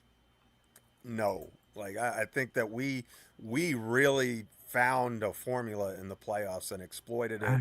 Hit the highest gear at exactly the right time. So if we can find that gear again, I'm not saying it's going to be easy, but if we can find that gear again, come the playoffs and play at that level, I think we can win another championship just by staying at that level.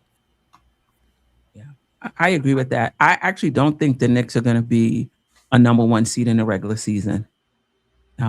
I think it's the playoffs where you'll see the Knicks shine. I'm just thinking about all of the playoff teams I've seen over the past 40 years. Maybe the next year they came out smoking, but usually I just remember them like being a 2nd through 4th seed, getting into the playoffs, and then being like, okay, this is our time. So I wouldn't be surprised if the Knicks are ranked 2nd, 3rd, or 4th in the Eastern Conference, 4th seed. But they know what it takes to win a championship. They'll be there when the playoffs start. And the other thing I'll say about why I believe the team will get better is I just think the dynamic between Brunson and Cat, there's still more to leverage there in the regular season. using Cat as a hub, which we did more in the playoffs. I think that's something to leverage in the regular season. And what's going to be super interesting is the OG that we saw in the playoffs. Was that just him having a really good playoff run, or is that OG? Because if that's OG all season, the Knicks might be the number 1 seed. So that's something that I'm very curious to see. Was that just a good run, or that's him now? Yeah. Yeah. I don't think that we're going to be the number 1 seed, but I do think we're going to be the team nobody wants to play. We might be the 5th seed. 4th seed gonna be pissed off. Like somebody gonna be mad that they got to play us in the first round. Tori B said it lasted too many games for it not to be him. OG has arrived. Yeah. If you ask me to put money on whether he's arrived or not, I would put my money on that he has. But I don't know, Steph. the more he does it, I know. The more he does it, the more. Don't put too much money on that. Yeah, I was about to say, how much money you talking? Now, your whole check, or you just talking about a couple $100? You know what I'm saying? It's a little different. It depends on the bet. You know what I'm saying. That's all. I mean, listen, let's talk about it. We saw OG through the regular season have stretches where he was really good, and then he would drop off. Nick Nation would say the only time he dropped off was when he had injuries, and it would take him a little while to kind of get back in flow. Then in the playoffs, he just exploded in terms of aggressiveness, in terms of shot making, just on a lot of levels. Are you convinced that, and I'm not talking about him shooting 985% from the field. Like, I'm not talking about that. I'm just talking about how his offensive game has evolved, how his two-way game has evolved. Do you think OG Anunoby has arrived and that's him, or you need to see a bit more before you make that determination, Ajay? Wait, say that again? Is OG the player we saw in the playoffs? Do you think that's OG going forward, or do you think that you need to see more before you say that's him? That's not him. Oh, that's another level now. You saying that's not him? Not that you need to see more. That's not him. That's not him. He's not going to be, and I'm perfectly fine with that. I'm okay with OG being inconsistent all season long and then turn it up and be consistent in playoffs. I don't have a problem with that. But that's not him. He's not going to be the guy you saw in the playoffs. He's not going to be that all season. You're just not going to see that. Okay. I mean, he didn't even let us down slowly. He's just. I really thought he was going to, do like he usually do. Go around the world. No, that's just not going to be. And may I say one thing that why we saw the better OG season, and I'm laughing because it's funny. He stopped falling in the playoffs. He did hit the ground a lot less than he used. In regular season, man, OG was true. Like he was falling over the face, man. He was falling out of his shoes, but in the playoffs, like we saw very little of that, and he was able to perform. So no, I don't. That it's Queen. It's tough to keep up. It's tough to be that OG all season long. If he's that OG all season long, then we're not gonna get the good OG in the playoffs. I'd rather have inconsistent OG all season long and then get the good guy in the playoffs. I mean, even if you're that guy, you have bad games, right? Brunson is that dude. He has bad games too, right? So yeah. But I'm okay with good, 60-40 OG in the regular season and then 90% OG in the playoffs. Okay. Basically, I don't like we were third seed this past season, right? That's fine. We could be third, fourth seeds. It don't matter. Now we understand. Listen, it don't matter. Home court advantage helps, but whatever. Like as long as we make it to the playoffs healthy, we're good. Okay, Jerrell, thoughts on OG?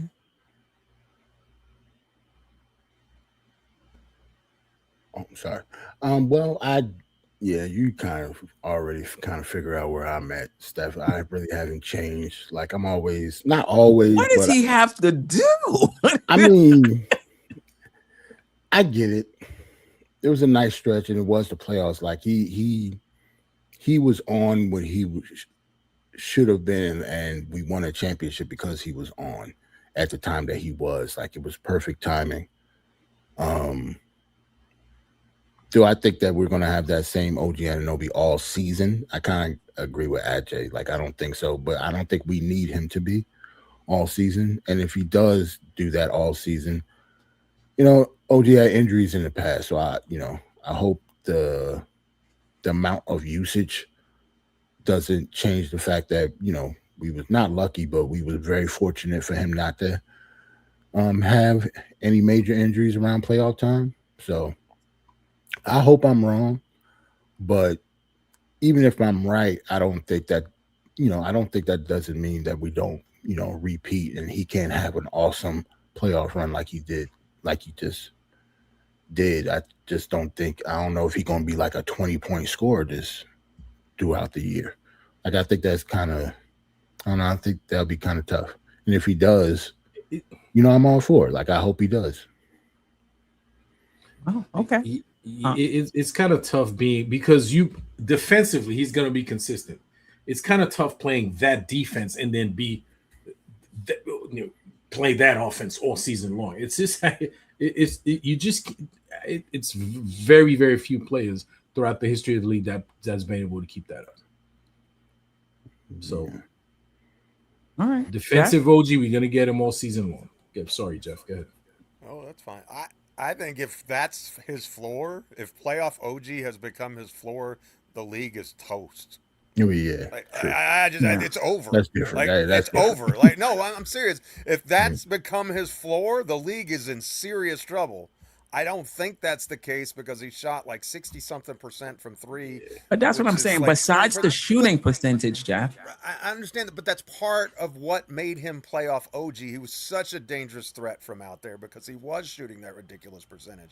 And so I think if I think in some sense you can't separate that out totally. Like, in other words, if he regresses to the mean, is he the same level of impact player on the offense yes, he that is. He was? Yeah. If you have a OG, because I'm thinking about skill set and mentality. Hold on. Oh. Okay. So you have OG in the corner and you got to respect him, right? In the playoffs, say he shot 60-something%. Let's say over the course of a season, he shoots 42%.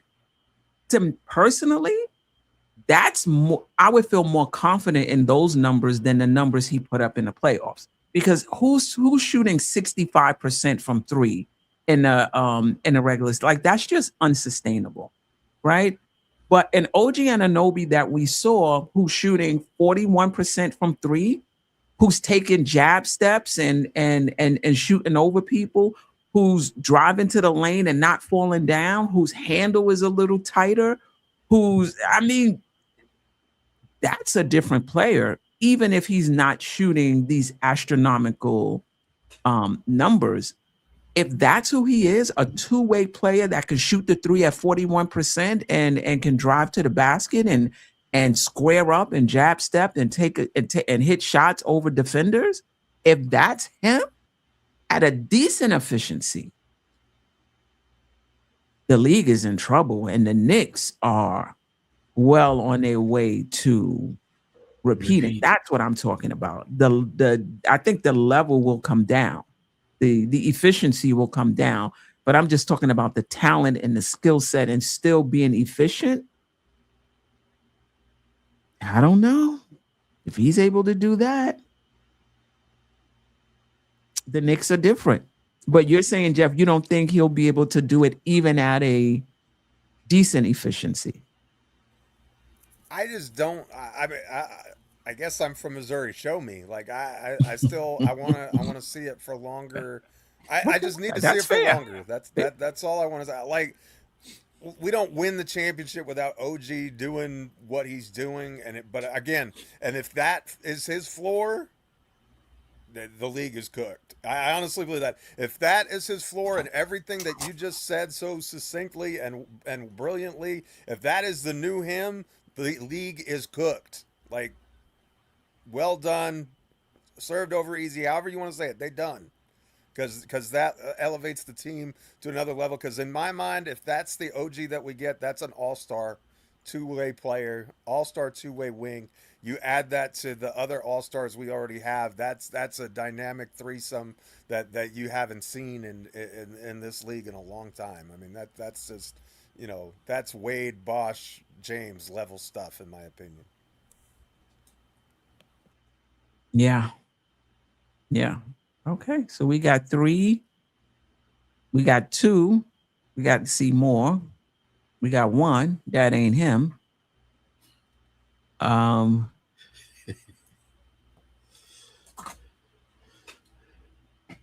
It's the shooting percentage, man. Like, I'm just looking at the shooting percentages. Like, in the regular season, he shot 38 from 3.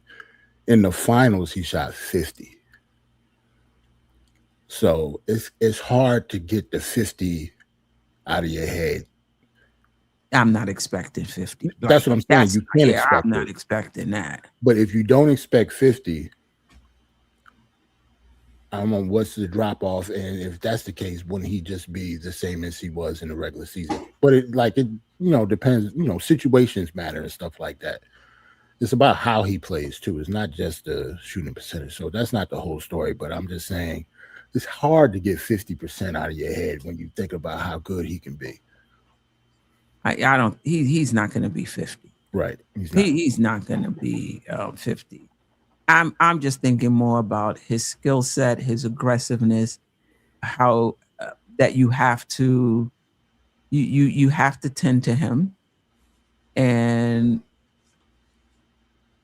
doing it more consistent. Like, he had stretches last season. I'm just looking for him to be that most of the season, with some bad games sprinkled in, because all players have them. Mm-hmm. We'll see. We will see. I'm leaning more toward this is him. I'm leaning toward this is him. I'll feel better if there's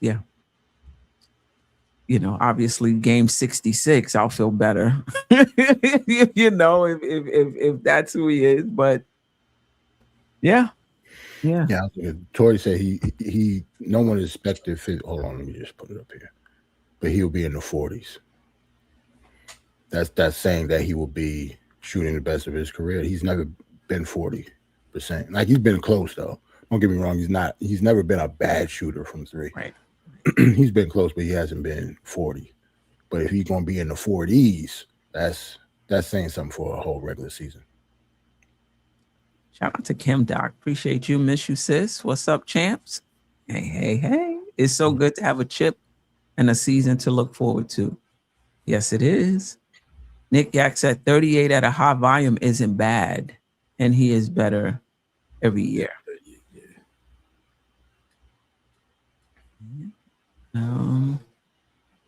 APAP 1586. I've been watching this channel for 7 or 8 years. Appreciate you. Okay. Yeah. To me, Brunson cat dynamic, and whether this is OG or not, that's where the internal growth lies, and in my opinion. But Nick Nation wanted to add something. Shout out to Nick Nation. Appreciate you. Couldn't be here today, but is in the chat. He said, I think we need one of these young players to truly emerge and be much more consistent and become a real threat in the second unit as well for this team to reach another level. Absolutely. If you can get a younger guy who you weren't expecting to have a breakout season and contribute, that definitely helps as well. if I had to put money on any of those guys, I wouldn't put much. I gotta be honest, but I really want to see Mo Diawara because I just love his upside and his potential ceiling. But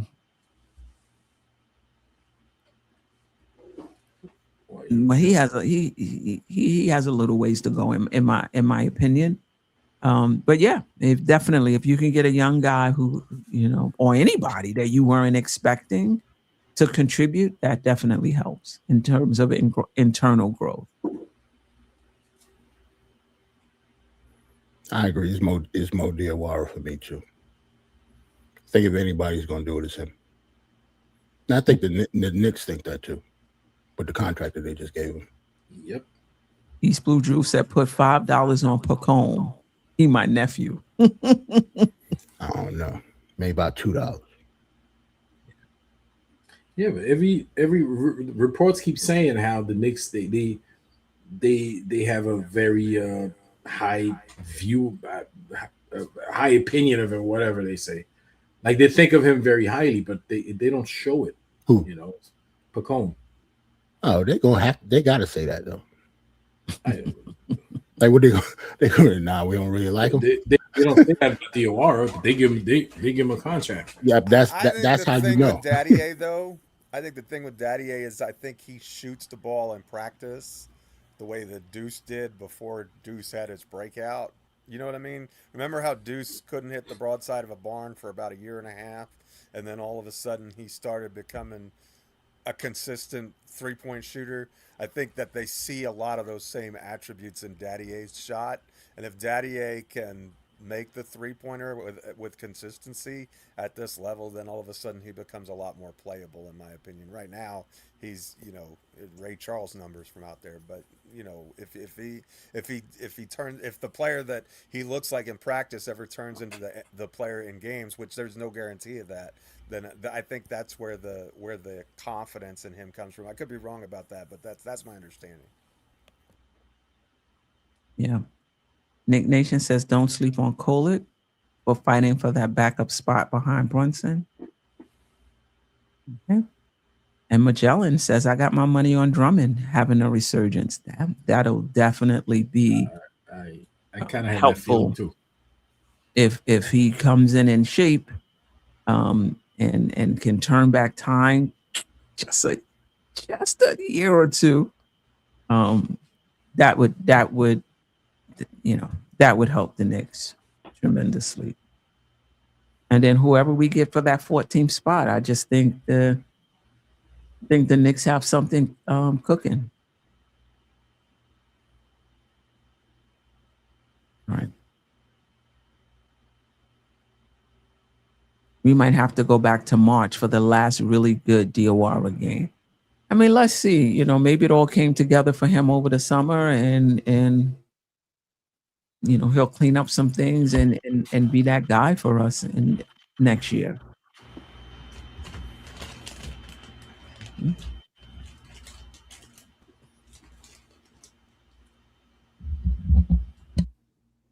All right. Anything else? Any last words? I'm still reading the chat. I'm sorry. Yeah, if there's any questions in the chat that I may have missed, I'm scanning it. Let me know.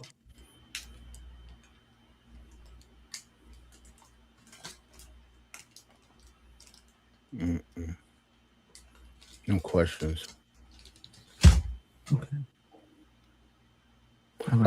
Oh, my bad. Coach said what happened to Nickel. I'm actually looking on Twitter now, and I still haven't seen any news or new news on Tyler Nickel. So I don't know what's going on. I think the deadline was tonight, but I haven't heard anything. I think the issue with him is that he can make more money in NIL than he can make with that rookie scale, exception contract.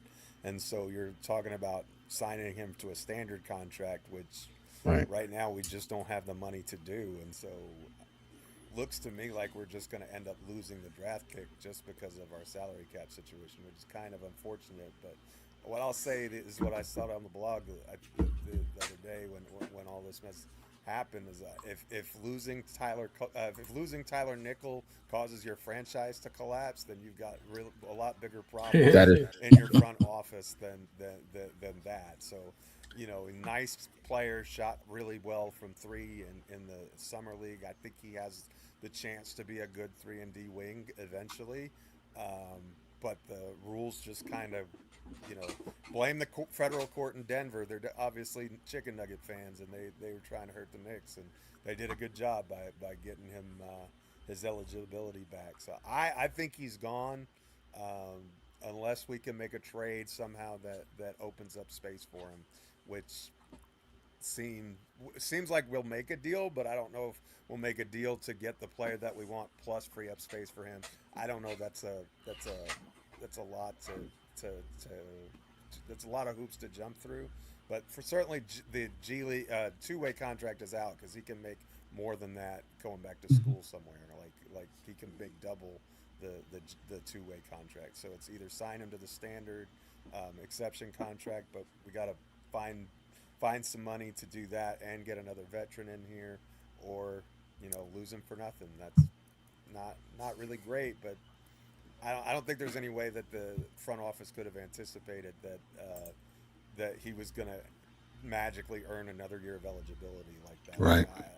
I think, hindsight, it stinks, but I don't think there's any blame to go around. Selfishly, if he goes back to college, hopefully he become a Tar Heel again. Because we are the ones who got Tyler Nickel out of high school. Like, he played for North Carolina first. He just didn't get any playing time, so he left after the first year. And he can go anywhere? Yeah. Anybody that can afford him. Wow. And has a roster. Vanderbilt would have to open a roster spot for him, is my understanding. They've got 15 guys signed, but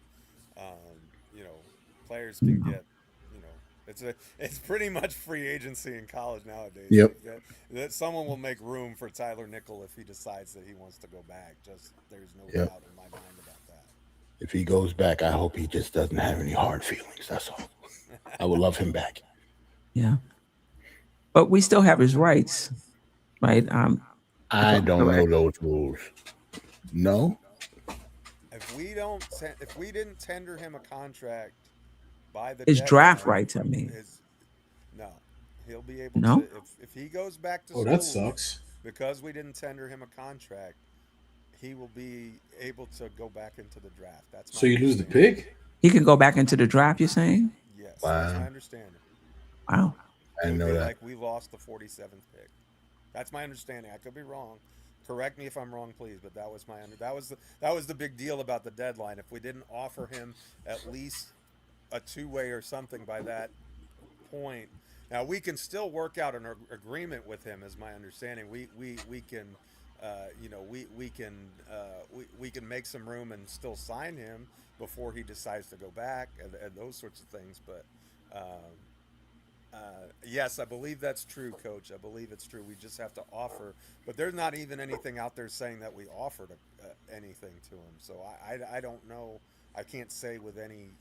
I mean, the articles predated it, said what they said, but then no news came of it since. So I don't really know where it stands. Right. I'm looking on Twitter now, and still no news at all.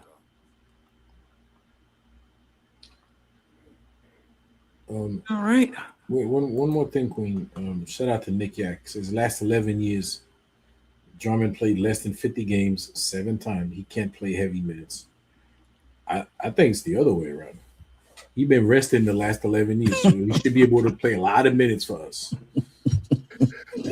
Glass half full. Actually, that's how you're supposed to do it. We don't That's need him half to play full. a ton of minutes for us, though.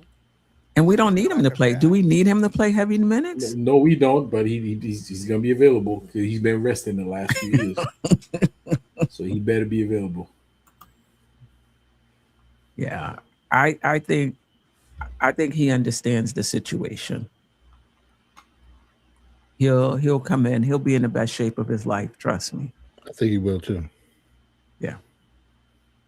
Yeah. Especially he said he came out and said he wanted to get paid. So Mm-hmm. this is not a tryout, but this is a good look for him to get into his next contract. You know, he old, like he's trying to get that last big one. Yeah, maybe not last, but I don't think he gonna play big enough to get a big one. But you know, a better contract by his scale, you know, like proportion. Yeah, true. Better than the vet minimum or anything like that. Okay. You know, coach just said he is not getting paid. Like just flat. He said he's the third string center. Well, he's the second string right now. He's running laps right now in Miami. Listen, man. And he's saying Cat's going to be in foul trouble a lot. Right. A bit more. Right. Listen, let's be happy with Drummond because, you know, it could be worse. It could be Taj Gibson.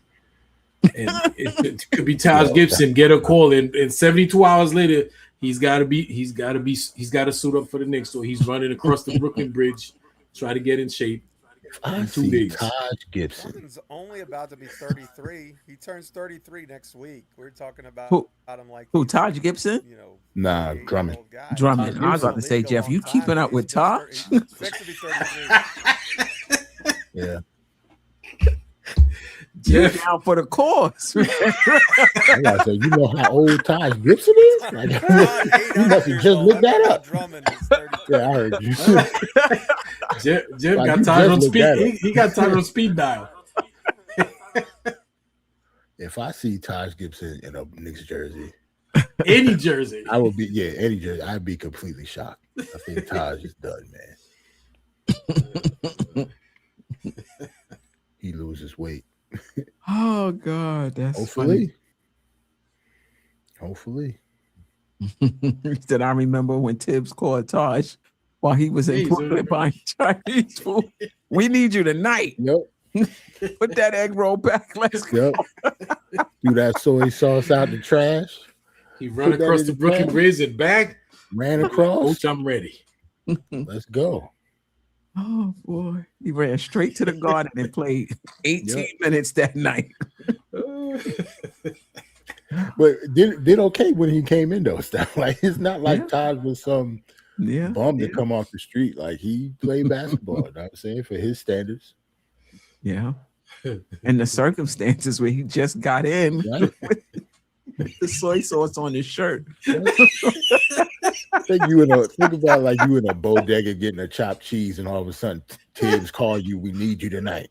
Like, all right, you wrap this up real quick. I was gonna sit down, but wrap it up. Right. You go in and get like 6 rebounds. You did your job. Like what the hell you thought Taj was supposed to do? Like, he was supposed to come in and just do the old man box out and get some rebounds, man. People expected it, and he did it. Yep, he did it. No, I mean, pack it up. I'll take it to go. I can't stay. I gotta go. You know, Tibbs though. Tibbs just did that. He probably told him, "I know you're not stupid, so that's why you getting a call." Like Tibbs, you know, where he trusts somebody. Yeah, that's it. You get him out the bodega. Know what I'm saying? like he probably like, I know you're not stupid. I need minutes from you. Yeah, where you at? He's loyal. I'll tell you that. Taj said, I'm in Canarsie right now. I'll be right there. Okay. That's funny. He showed up with soy sauce on his shirt. Yep. he made it though. He made it. And he got some film in too on the way. You know what I'm saying? Right. Dib sent him something. He sent him some film. Yep. Look at your phone. I just sent it to your phone. You check that out. Oh boy. He said Facts got a bench of Sims and presses, but give me Taj. Wow. 6 in one hand. Yeah. It's like, all right. Taj old enough to be their uncle. He's still just as good as them. Maybe not Precious. Yeah, I remember Clint Anthony early. Who wants to remember Clint Anthony early? He got shot? Yes, he did. That's what I remember about him. Like, yeah. I thought he was going to be a good player, actually. I thought he was too. Yeah. All right. Any let's get out of here. Any last words? Through to the chat. Glad we all made it. You know what I'm saying? Yeah, I mean, this was a bumpy mic road today. Yeah, but it was sketchy in the beginning. Yeah. Yeah. Well, appreciate the chat. All right. Replay gang, silent listeners, you already know. Ajay, Jerrell, Geoff, Knick Nation, or N5, I should say, who's in the chat. Appreciate you, making your contributions. And we'll be back. Like, this is the dog days of summer, man. I hopefully the schedule will be out in another week or two. We'll have something to discuss. Yeah, dog days of summer. Yeah, we 2 hours and 10 minutes in. We keep going. Right. Obviously, we don't need nothing to talk about in order to have a good show. Yeah, that's true. It's always something about the Knicks. You know what I'm saying. Yeah. For sure. All right. Until next time, family. Appreciate you. Peace. Sister, you one of a kind. Yes. Sister, it's time you That's shine. Dope Soul. Where you at? Where you at? Dope Soul. Where you at? Where you at? Dope Soul. What? Dope Soul. What? Your soul. Where you at? Where you at? On Knick